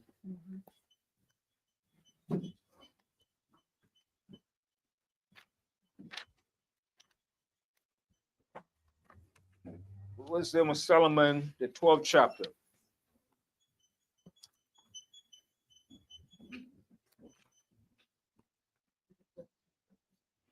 Right, Wisdom of Solomon, the 12th chapter, and start from the first verse. We got a book of Apocrypha, Wisdom of Solomon, chapter 12, verse 1.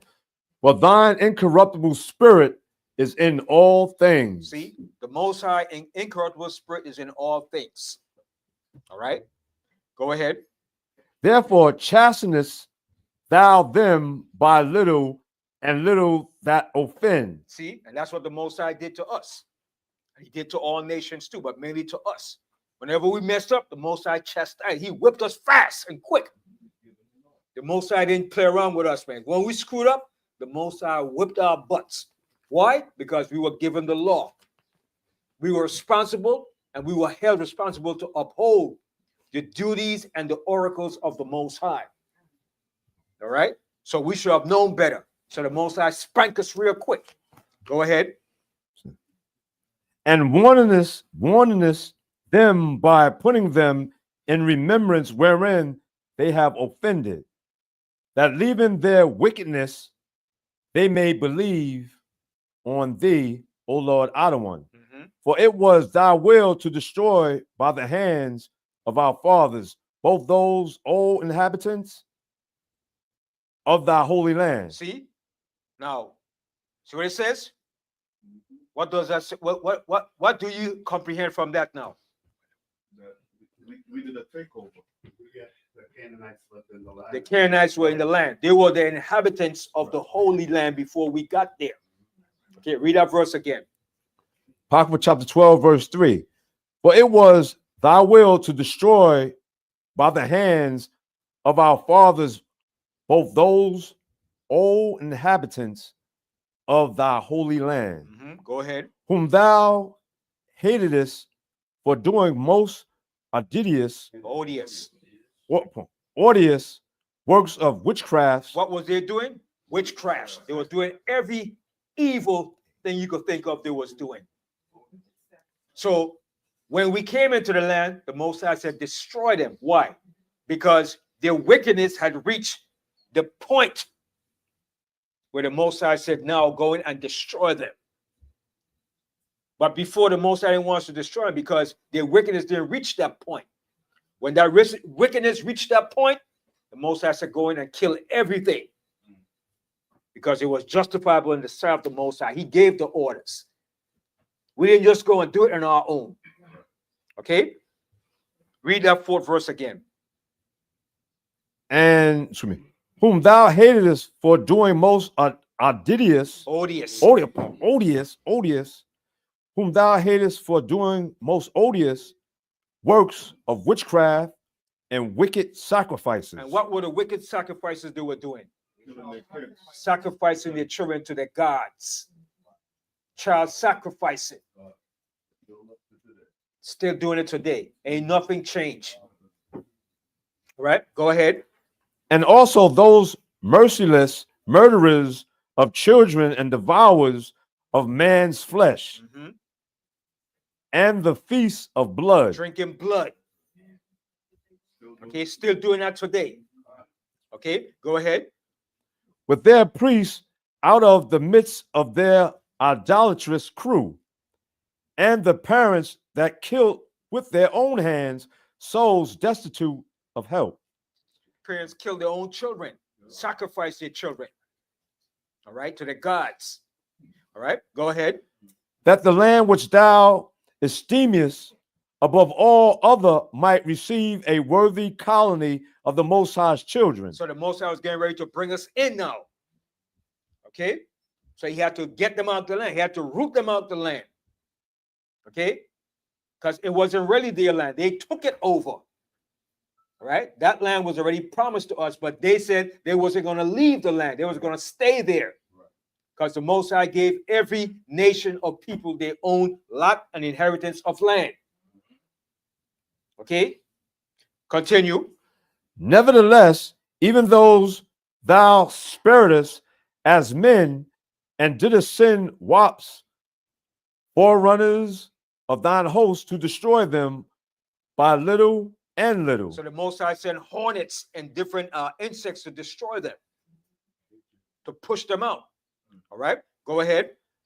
Not that thou wast unable to bring the ungodly under the hand of the righteous in battle, or to destroy them at once with cruel beasts, or with one rough word, but executing by judgments upon them by little and little, thou gavest them place of repentance, not being ignorant that they were a naughty generation, and that their malice was bred in them, and that their cogitation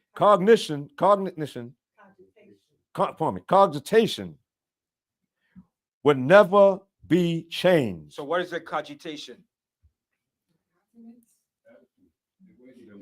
The way to think. It wasn't going to change your mindset. The way to think. It wasn't going to change. All right, go ahead. For it was a curse seed from the beginning. How was it a cursed seed? Why was it cursed? Noah cursed Ham's son Canaan. He said, "Curse shall Canaan be." All right, and that's why it was a cursed seed. All right, read that verse again. For it was a cursed seed from the beginning. Neither didst thou, for fear of any man, give them pardon for those things wherein they sin. Okay. All right. Continue. For who shall say, what hast thou done? Or who shall withstand thy judgment? Or who shall withstand thy judgment? Or perish? No. Read Read 12 again. Yeah. For who shall say, what hast thou done? Mhm, Or who shall withstand thy judgment? mhm. Or who shall accuse thee for the nations that perish? Right. Who's going to accuse the Most High for what he did for the nations that perish? You going to say God is an evil, brutish God? No, the Most High is just what he did. All right. Go ahead. Whom thou hast made, or who shall come to stand against thee, to be revenged for the unrighteous men? Mhm.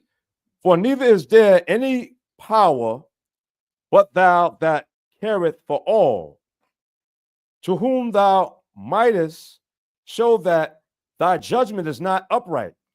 Neither shall king or tyrant be able to set his face against thee for any whom thou hast punished. Okay. Now, lose that now. Now go to Ezekiel, the 16th chapter. Now we see who was dwelling in the land, right? Before we got there. Canaan, the Canaanites, which we call Africans today. The name that people synonymously called today are Africans. Okay, but they were known as Canaanites. There are many different families of the Africans. Okay, and out of the Canaanites, you had the largest family members. You had the Amorites, you had the Perizzites, you had the Jebusites, you had the Hivites. Okay, you had the Hittites. Okay, you had a whole list because Canaan had 11 sons. And out of one of those sons came also the Chinese too. All right, the descendants of the Chinese. Now, some Chinese are Hamitic and some are Japhetic. That's a strange thing, right? But you're going to see. Some Chinese are Hamitic and some are Japhetic. Okay, the Han Dynasty is just another name for Ham. Okay, yeah, the Han Dynasty is just another name for Ham. All right, the Sinites are Africans, which are Chinese. That's another name for China. Sinim. Look it up. Look up the word Sinim, and you'll see. Sinim. Sinim. Sinim is a word for China, and it comes from the word Sinites. And the Sinites were Canaanites. Not the Chinese today. All right. I'm gonna show you that. They're gonna blow your mind. You're like, what fucking going off? No, it's not. It's right there. Okay. Sinim. Sinim. Sinim. It's in Isaiah 49 and 12. What was the dynasty you said for Ham? Han. Han means Ham. H-A-N. The Han dynasty comes from the word Ham. All right. Now you look up. You have found Sinim, right? What does it say for Sinim? The exact location is debated. It's often associated with China or the Far East. China. And who came from that? The Sinites, which were from the sons of Canaan. I'm going to show you that too. Yes. When I had it's a Hebrew word Spell it right there. meaning the people of sin or the inhabitants of sin, appearing in Isaiah 49:12. It is considered a possible reference to China or a richer remote region in the Far East. It is. It is China. Some translations identify it with the classical Sinai, referring to the people of southern China. See? The term is debated among scholars, with some associating it with China's Qin, Q-I-N, state or dynasty. Right. You understand? And that was that dynasty that was there in China ruling from the Sinites. Then you had Japhet that was in there that came from the Maori tribe of Japhet.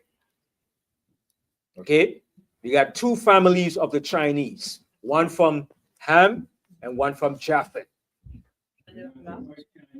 The white looking one comes from Japheth, from Ham.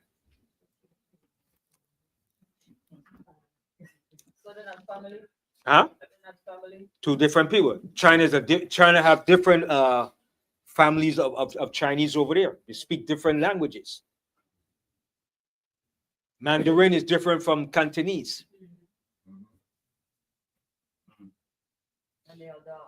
Yeah, they're dark. You understand?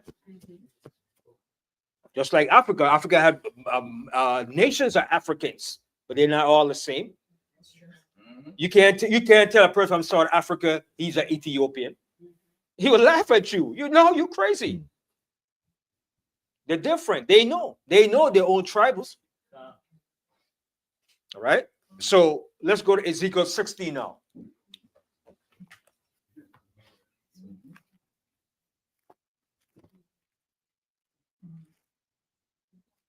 Ezekiel 16, and you're going to start from the first verse. In that book of Ezekiel, King James Version of the Bible, chapter 16, verse 1. Again, the word of the Lord Most High came unto me, saying, Son of man, cause Jerusalem to know her abominations. So the Most High is speaking to us when we're in the land. Cause Jerusalem to know their abominations. Now, Jerusalem could be used for the land and for the people. Just like Israel could be used for the land and for the people. All right? So the word could be used interchangeable. The Most High also calls us Jerusalem. And he calls the land Jerusalem. Yahushua said, "O Jerusalem, O Jerusalem, thou that killest the prophets." Who was he speaking about? The people. All right? Okay. And Israel, the same thing too. So the name could be used interchangeable to refer to the people or to the land. So we were a people before we became the land. Because where did the name come from? From our father Jacob. All right? Now, so continue reading on. Verse 3.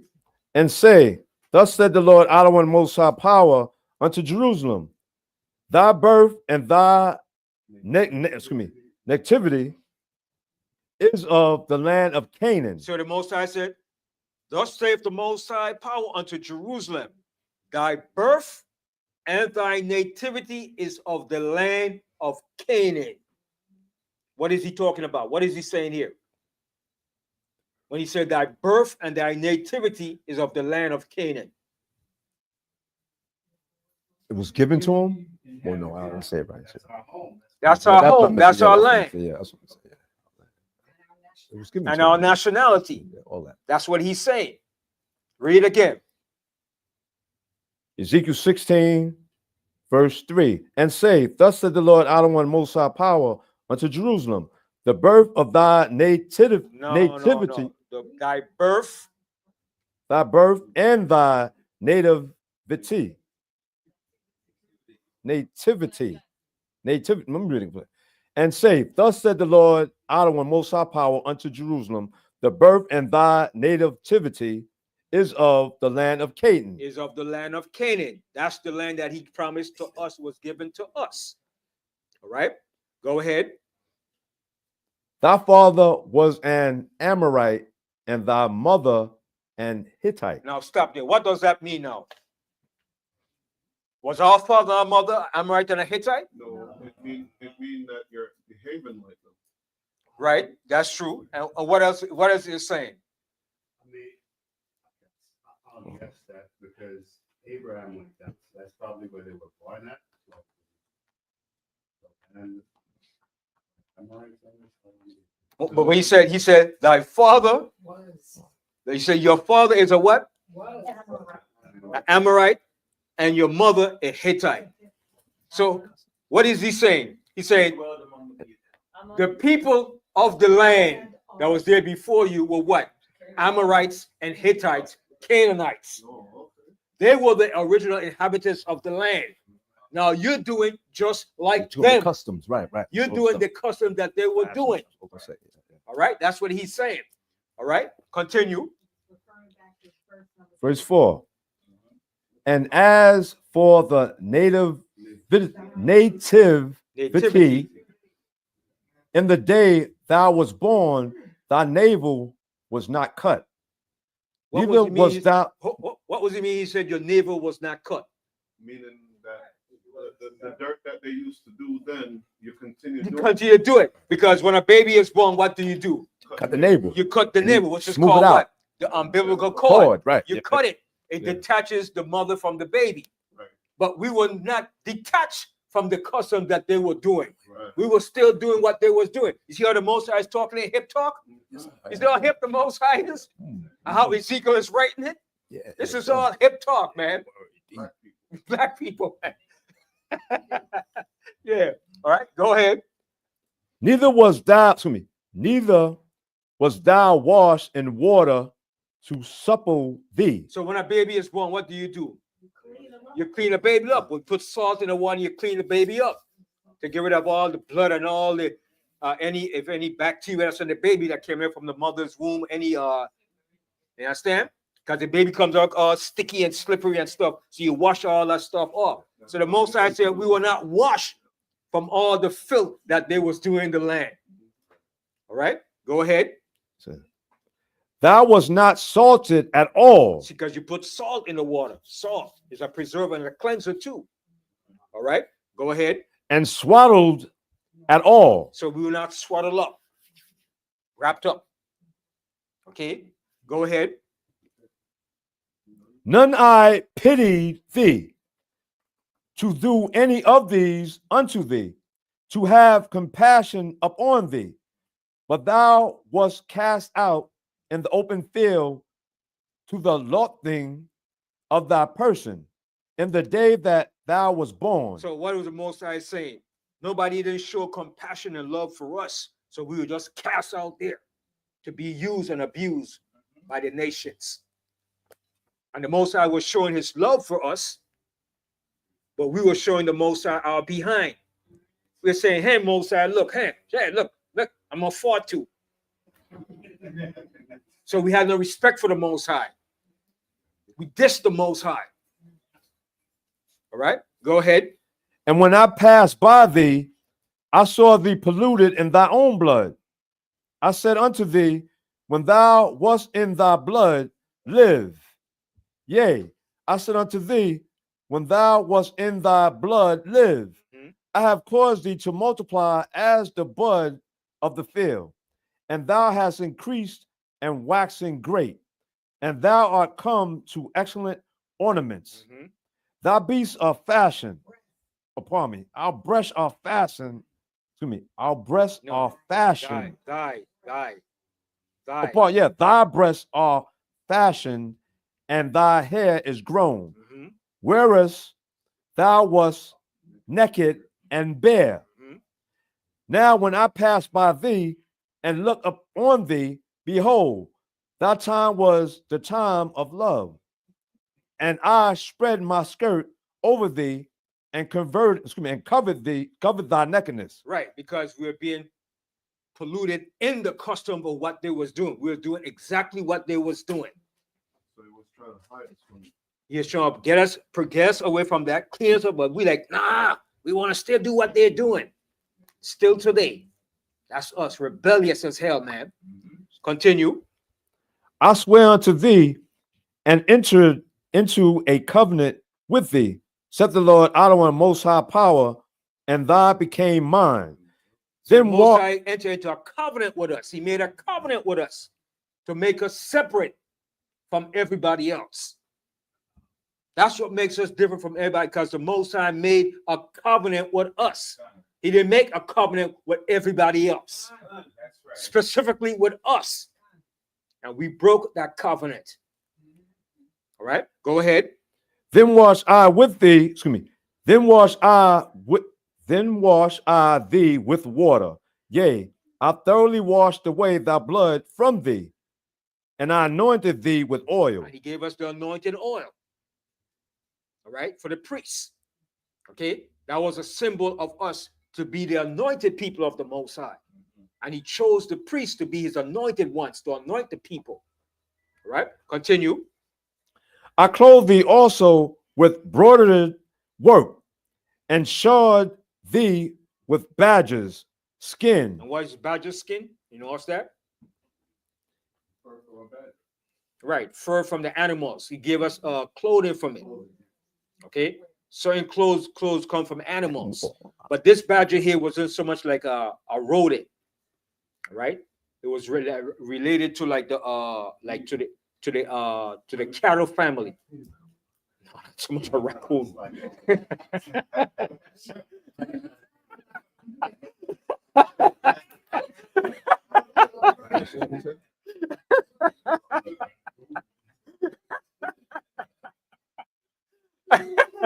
No man, raccoon is unclean, man. Most I ain't gonna put no raccoon skin on us, man.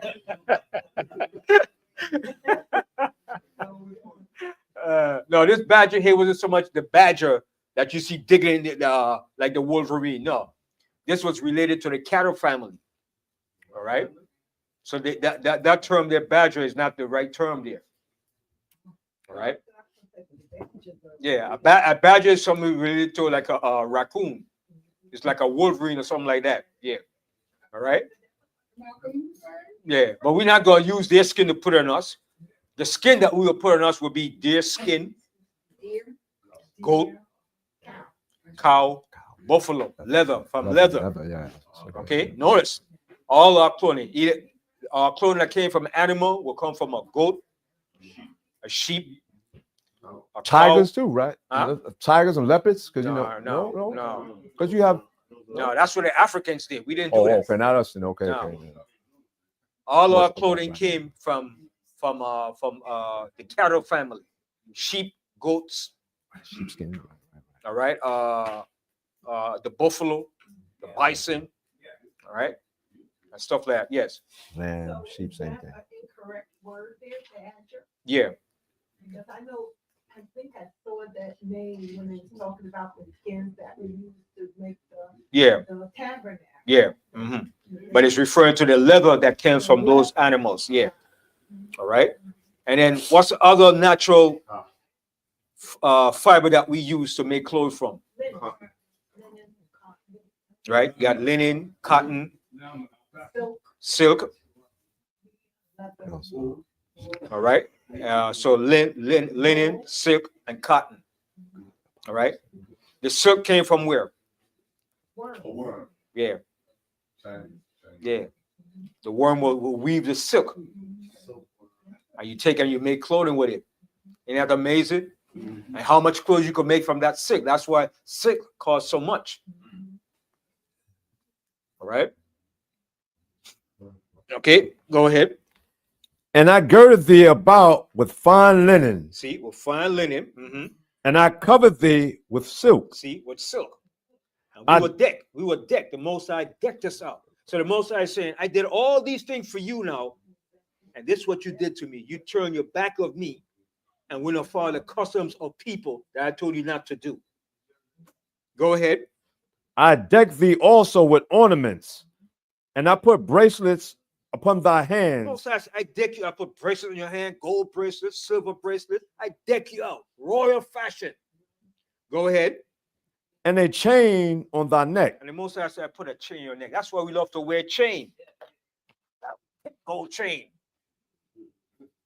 Yes. But in slavery, the Most High turned that chain into a slave chain. You understand? Yeah. Because that's something that we always did. The bracelets, yeah, bracelets. You understand? The iron bracelets. You understand? I just want to say, that's why back in the day I wore Medina with it, but I ain't wear it that much. All because what he just said, slavery. Mm-hmm. All right. But ain't nothing one of you wear it. Go ahead. Verse 12.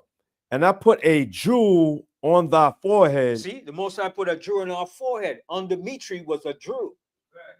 On that mitri. And that it was a diadem. All right. Okay, go ahead. And earrings in thy ears. We wore earrings. Not everybody. Some men. All right. Women wear earrings. And some people say, that's a girl fashion woman to wear earrings. No, that's an old thing. That's old. That's way back then we were wearing earrings. But you don't wear 2 earrings, you wear 1. All right, not 2 earrings. Batman don't wear 2 earrings. Okay. All right, go ahead. And a beautiful crown upon thy head. See, and the Most High put a beautiful crown upon our head, a crown of real gold. Okay, go ahead. Thus was thou decked with gold and silver. See, we were decked with gold and silver. Go ahead. And thy raiment was of fine linen. We had fine linen. Okay, go ahead. And silk. And silk. Go ahead. Embroidered work. Embroidered work. You know what is broidered work?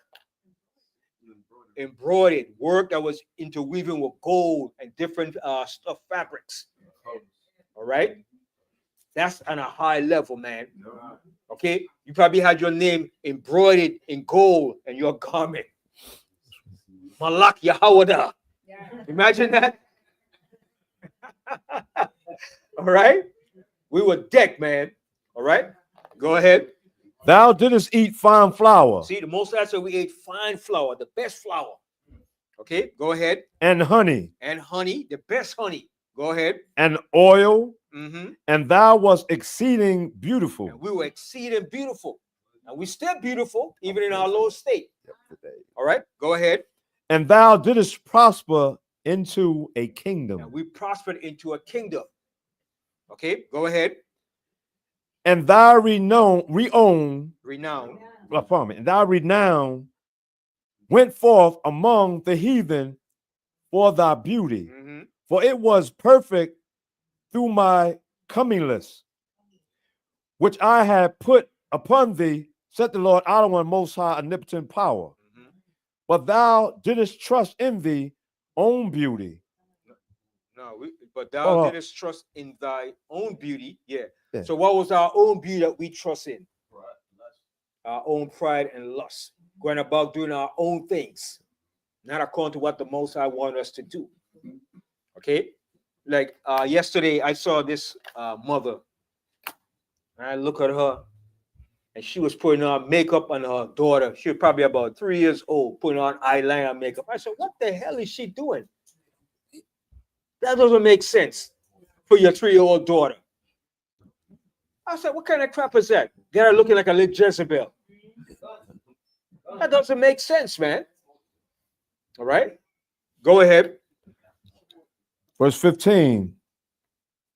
Ezekiel 16, verse 15. But thou didst trust in thy own beauty and playedst the harlot because of thy renown, and pourest out of thy fornications. Pourest out thy fornications On everyone that passed by.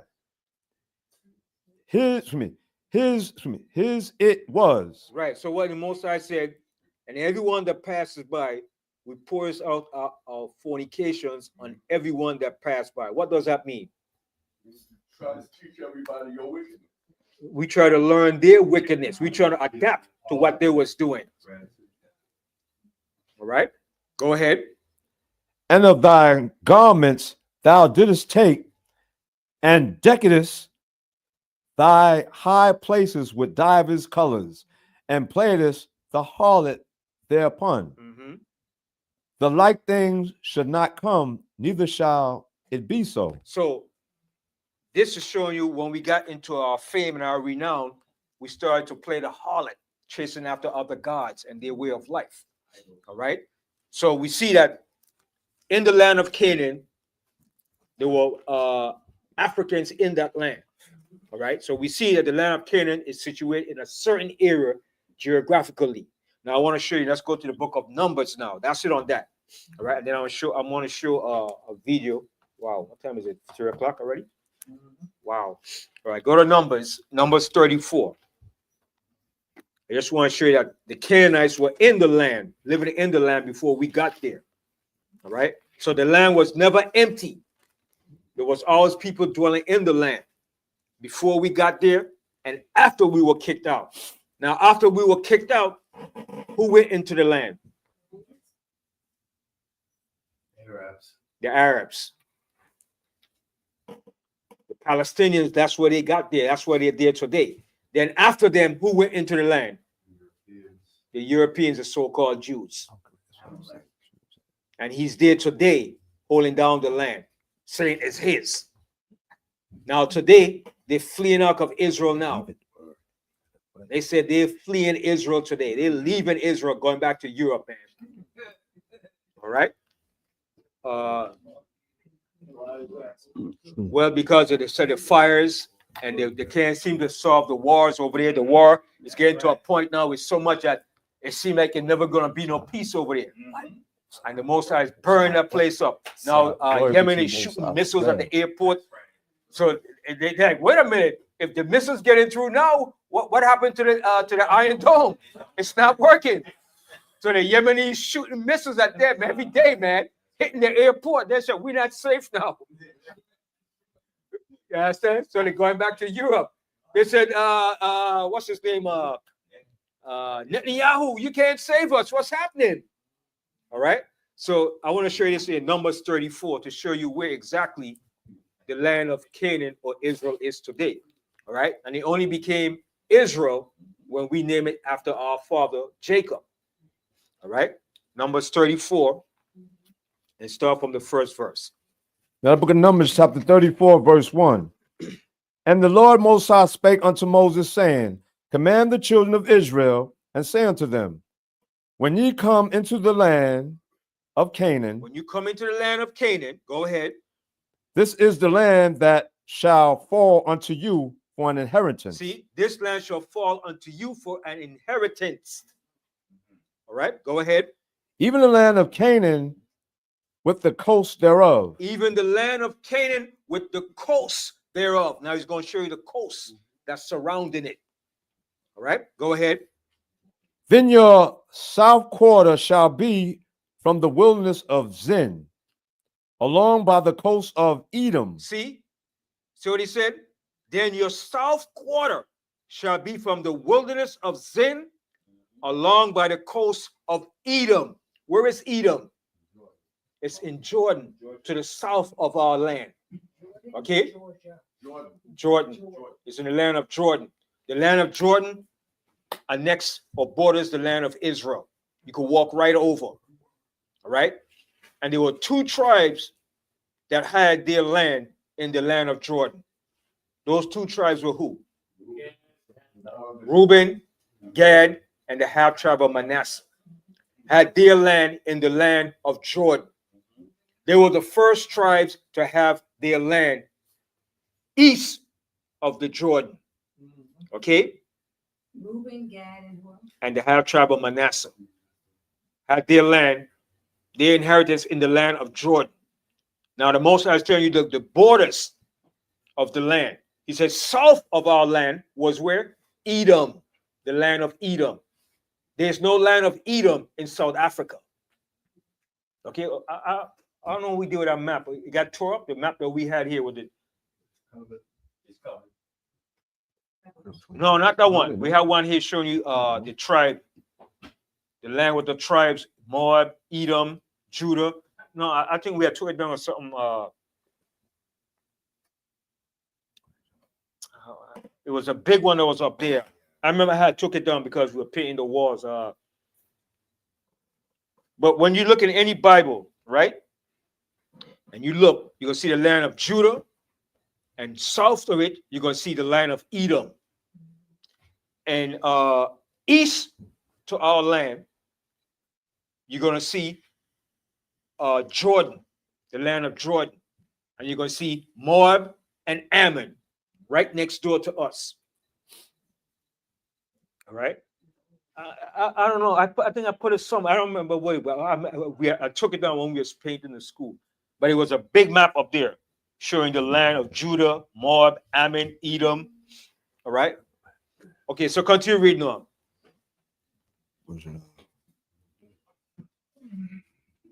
And you're reading out the book of Numbers chapter 34, verse 3. I'm going to start again. Then your south quarter shall be from the wilderness of Zin, along by the coast of Edom, and your south border shall be the outmost coast of the Salt Sea eastward. What's the Salt Sea? The Dead Sea, eastward. So that's the boundaries where the land of Israel is. So you see why the Most High left geographical landmarks? So the Salt Sea designates where the land of Israel is. There's no Salt Sea in South Africa. The Dead Sea is a national landmark to denote where the land of Israel is. So read that latter part again where the Most High said, the south border shall be the utmost. Yep. And your south border shall be the outmost coast of the Salt Sea eastward. Eastward. Eastward means going where? Towards the land of Jordan. The Salt Sea is between Jordan and Israel, just like Sodom and Gomorrah. Sodom and Gomorrah is right down there by the Salt Sea too, south of Israel. The east is to your right, and the west is to your where? Your left. North is where? Up, and south is downward. All right, continue.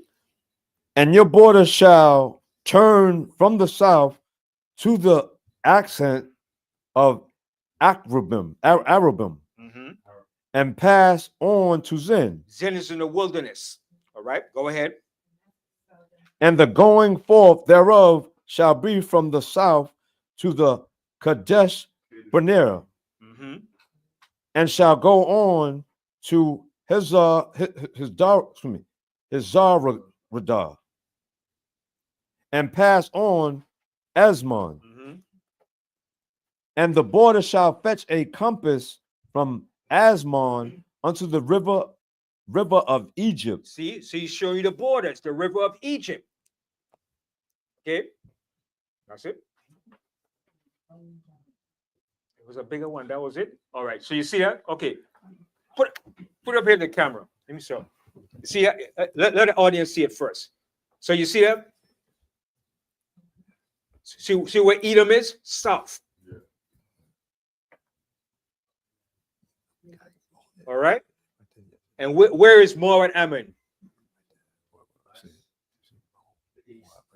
To the east, over in the land of Jordan. And where was Gad and Reuben? East of the Dead Sea. Right next to Moab and Ammon. All right. Reuben was situated next to who? To Moab, and Gad was situated next to Ammon.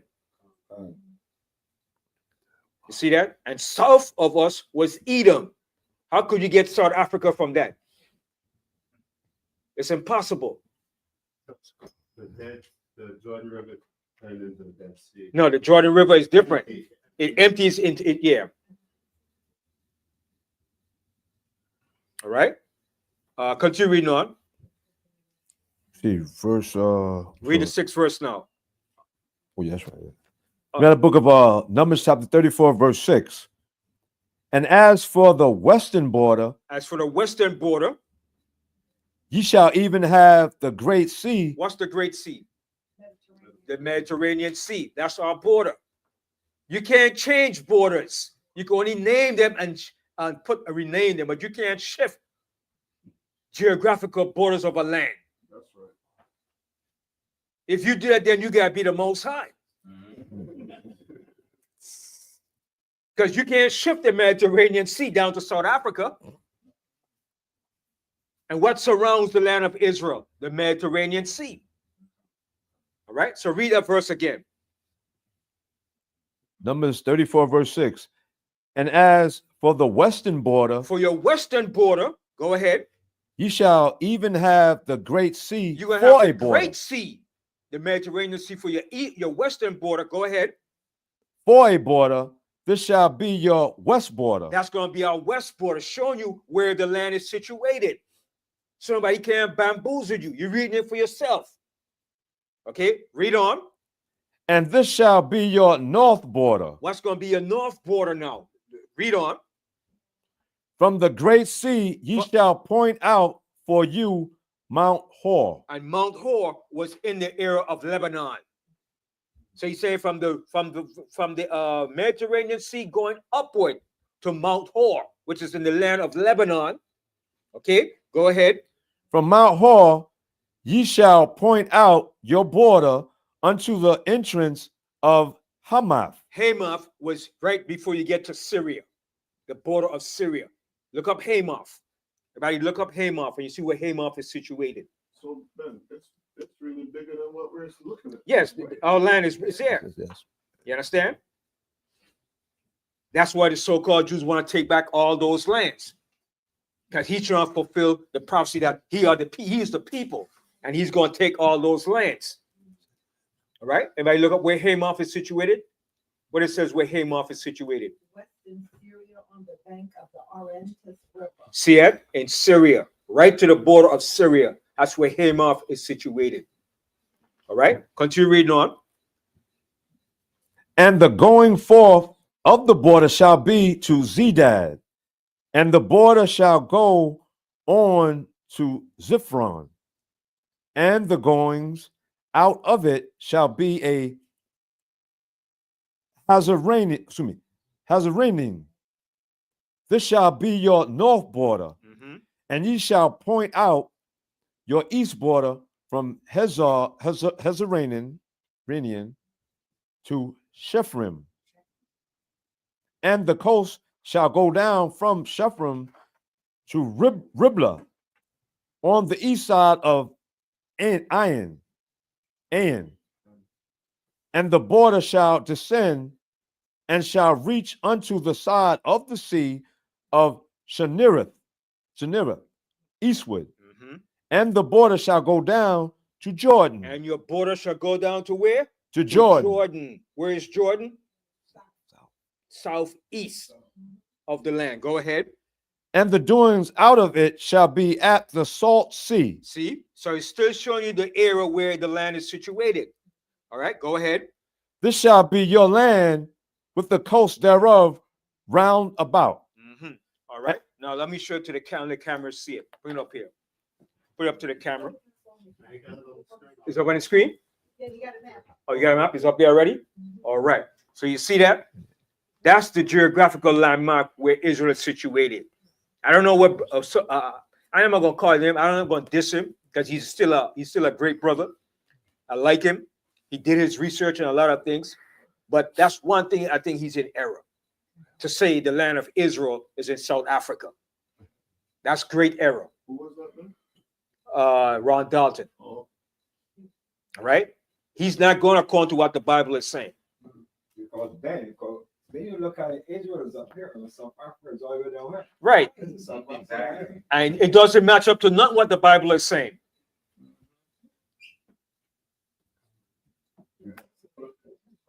You got to go according to what the Bible is saying. All right? But otherwise, he has some good information. He's a very smart brother. And he did a lot of research, and he made a lot more people aware to the truth. You understand? He opened a lot of people's eyes to the truth. The Most High used him for that purpose. But like I said, nobody has 100% of the Most High truth. Each one of us have a portion of the Most High truth. Don't nobody tell you they got 100% truth of the Most High. They're a damn liar. When we get back in the kingdom, all of us gonna have 100%. But right now on this side, ain't nobody got 100%. I don't have 100% of the Most High truth. What I do have, I'm going to share. Anybody tell you to have 100%, they're a damn liar. Every group of Israel have a piece and a portion of the Most High truth to bring out. Even the brothers in Dimona, Israel, they play a tremendous part. Yes.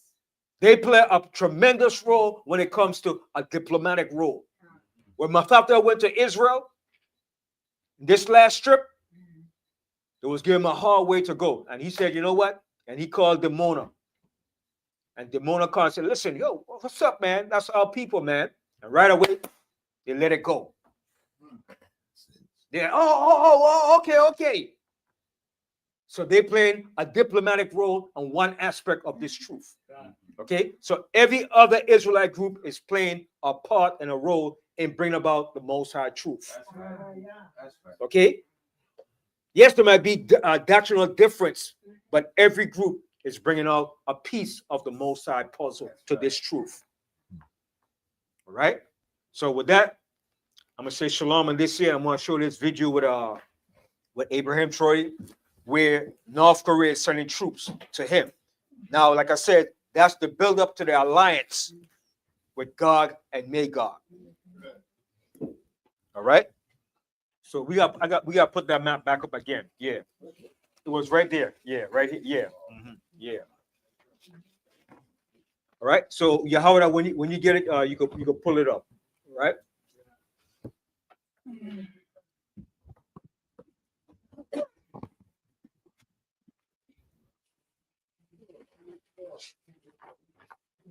Burkina Faso has just made a move that has stunned the world. 700 North Korean commandos have arrived, not for diplomacy, but to guard the man who is rewriting the rules of African leadership. President Ibrahim Traoré is no longer just fighting terrorism, he's challenging an entire global order. What's really happening in the Sahel, and why does it matter to the rest of the world? Let's break it down. Ibrahim Traoré came to power in 2022 after a military coup at just 34 years old. Was it? Now remember, Karaja Rakar did this class 3 months back about the Sahel, about where we're in West Africa. We had certain areas in West Africa known as the Songhay Empire, the Homie, and he was going over all the Sahel areas. It was Sonny Ali, the area that he had. Well, Abraham Traoré is in that same era of West Africa where we were situated when we ruled in that area. Now, the Sahel is a coalition of those West African nations around that area. Benin, Mali, Ghana, Nigeria, all those are the Sahel countries. So what he's doing, he's establishing an alliance, right, which is a right thing to get the European forces out. But mind you, he's getting the European forces out. But who is backing him and supporting him? Russia and China, which are also our enemy in the end. They're going to be our enemy in the end. You understand? So people look at it, yeah, he's doing the right thing. But what you're missing out on is this great alliance that's building up. This the alliance with Gog and Magog that's being built up. Okay, because a lot of African nations are going to be joined with Russia and China. Okay, and that's why the Most High said they're going to be a guard to these nations. They're going to be a guard to Iran, to Ethiopia, to Persia, and Libya, and a lot of these African nations. Okay, yes, Yahweh. Yes, they gave this same general, I think he's a general. Yeah, captain. Captain. Mm-hmm. Putin gave him he had tanks, fighter jets, massive amount of soldiers that gave him a high salute because of the work he was doing. Yeah, but he's doing a great works after giving credit for that. But one thing with Russia never invaded none of the African nations. Russia never did that like the other European nations did. All the other European nations went into Africa and gobbled up and rape and rob Africa. But Russia never did that. Russia went there as an alliance to help them. Remember during the time of in Angola and those areas, Russia was there with the Cuban forces to help Africa, not to go and plunder and rob it, but to be a help. But eventually, in the end, see, in the end of what's going to happen, they're going to be joined with Russia to come against the land of Israel. Okay, it's an alliance that's being built up right now. Nobody can see or understand that because they don't understand what the Bible is talking about. They only see it as Pan-African movement, which is good, But you have to see what's going on behind the scene. This is the first time North Korea ever sent troops to an African nation. Yes. For the time to come when they need to get into that Megiddo Valley. That's it. It's already set. It's already prepared. They're on the land. It's right there. They got the support. They got the weapons. They got the military because it's coming. We're not far off, man. That's why my class was the kingdom of the Most High is at hand.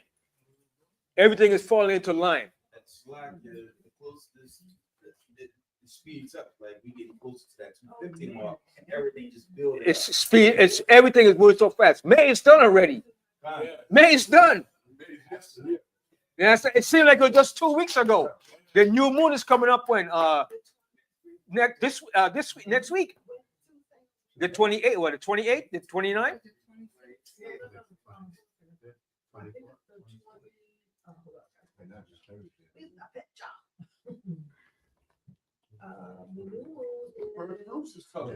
The 28th.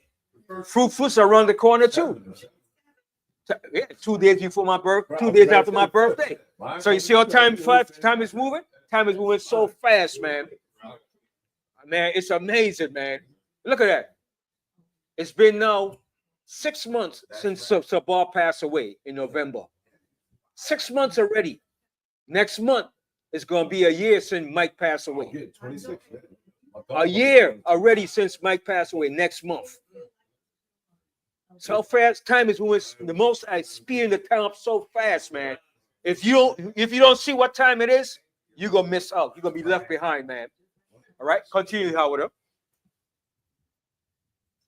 Ibrahim Traoré came to power in 2022 after a military coup at just 34 years old. His mission to fight jihadist insurgency and restore control over Burkina Faso's loyalist regions. But as he fought armed groups, he also turned his eyes toward a bigger enemy, the Western influence. Since then, he's expelled French troops, removed the French ambassador, and has been slowly shifting toward new allies like Russia and now North Korea. In early 2025, reports confirmed that 700 North Korean commandos were deployed to Burkina Faso. These aren't your average troops. They are elite, trained in guerrilla tactics, covert ops, and regime protection. Their mission is officially to provide security assistance, but insiders say it's much deeper, training local forces, setting up encrypted comms, and helping Traoré restructure his entire military and intelligence system. Why North Korea,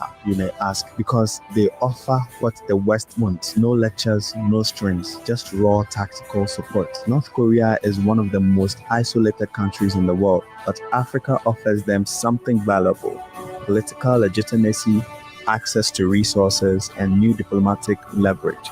This isn't the first time Pyongyang has courted African leaders. During the Cold War, they trained troops in Angola, Ethiopia, and Zimbabwe. Now, they are back, and this time it's personal. But North Korea isn't the only player. Russia's influence is also growing in the region through groups like Wanya. Together, Moscow and Pyongyang are forming what some call the Axis of Residence in West Africa, a silent but strategic push against NATO-aligned powers. Burkina Faso is no longer acting alone.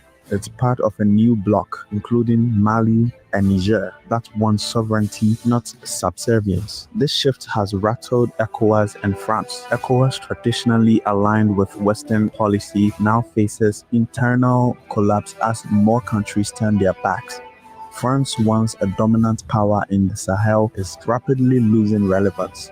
The US is watching too, concerned about intelligence loss, Chinese and Russian influence, and instability that could spill over borders. This isn't just about Burkina Faso, it is a sign of a larger awakening. African nations are starting to redefine their alliances, rejecting colonial footprints and exploring new partnerships, even controversial ones. The question isn't whether this path is dangerous. The question is whether Africa is finally choosing its own path without permission. What's happening in the Sahel could rewrite the future of African geopolitics. Will it bring sovereignty or spark a new Cold War? Let me know what you think. Is this the start of African independence or a danger? Now you want to know why North Korea, right? Because North Korea are family of Chinese too. All right? They're all family of the Chinese. North Korea, South Korea, they're all one people. All right? Because North Korea, biggest trading partner is who? North Korea. China. Now, how do they communicate? In what language? They have to communicate in Chinese, the Chinese language. the Koreans have to speak the Chinese language because Koreans speak one language and Chinese speak another language. So in order for them to communicate, to deal with trading, what language do they have to speak? They have to speak the Chinese language.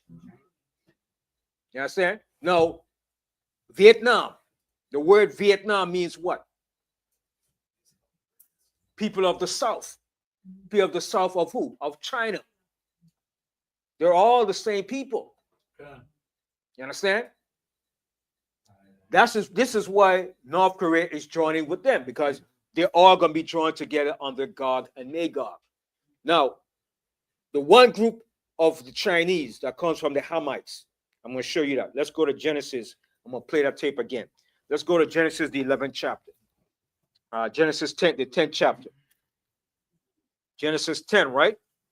And we're going to start here from the 15th verse.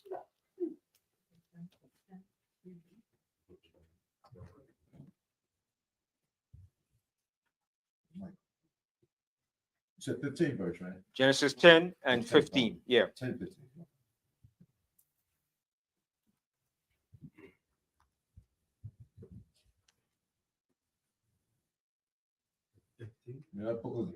Genesis 10, 15. Genesis, the 10th chapter, the 15th verse.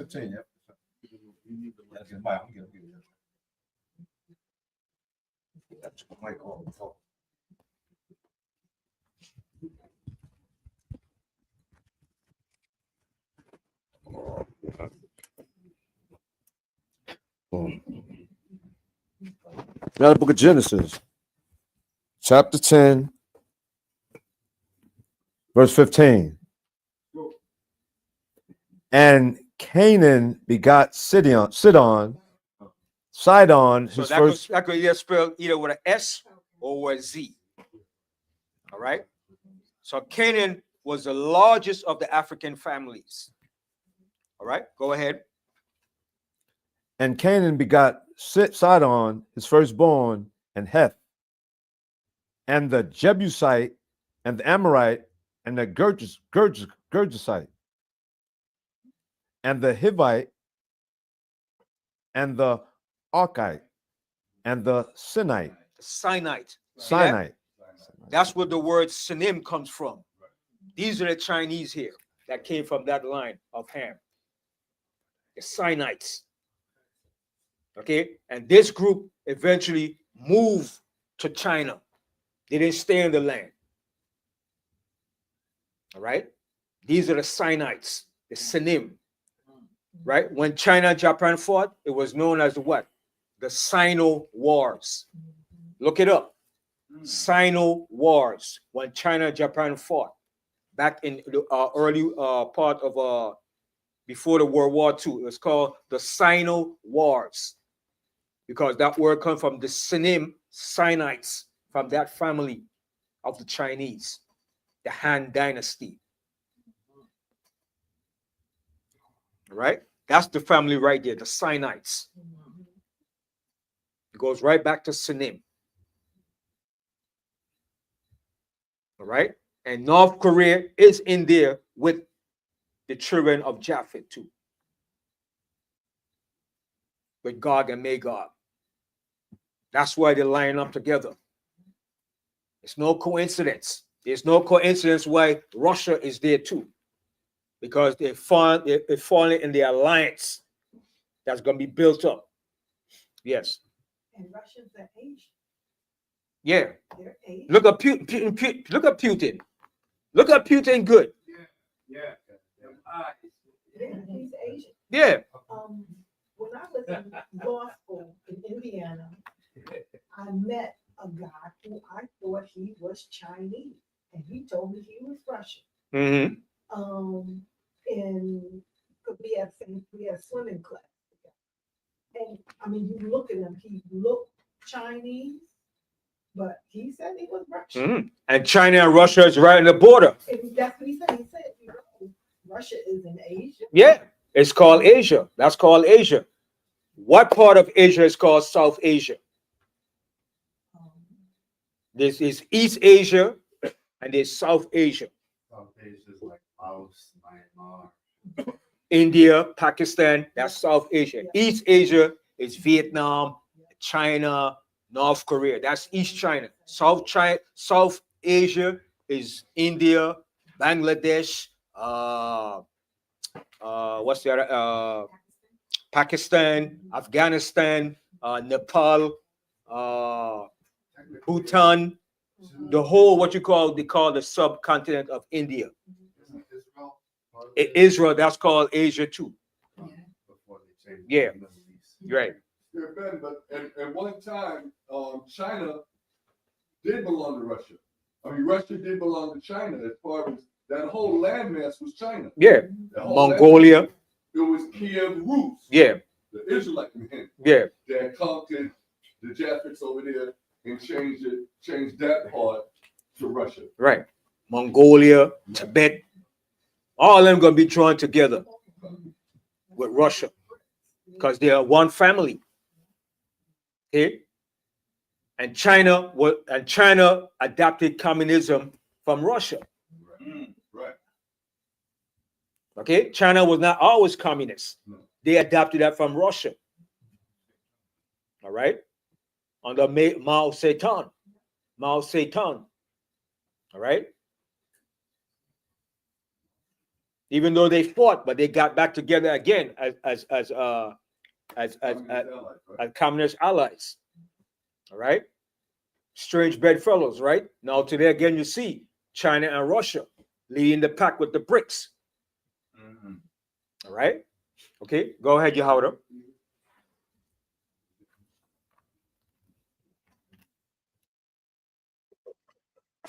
Like, subscribe, and let me know in the comment section what your thoughts are for deep dives into African untold stories.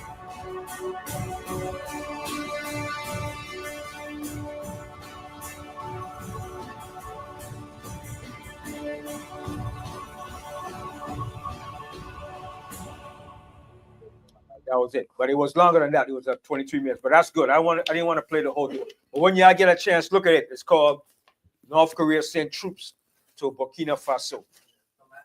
Yeah. So it's building up the alliance. It's building up. Everything is rapidly moving into play, man.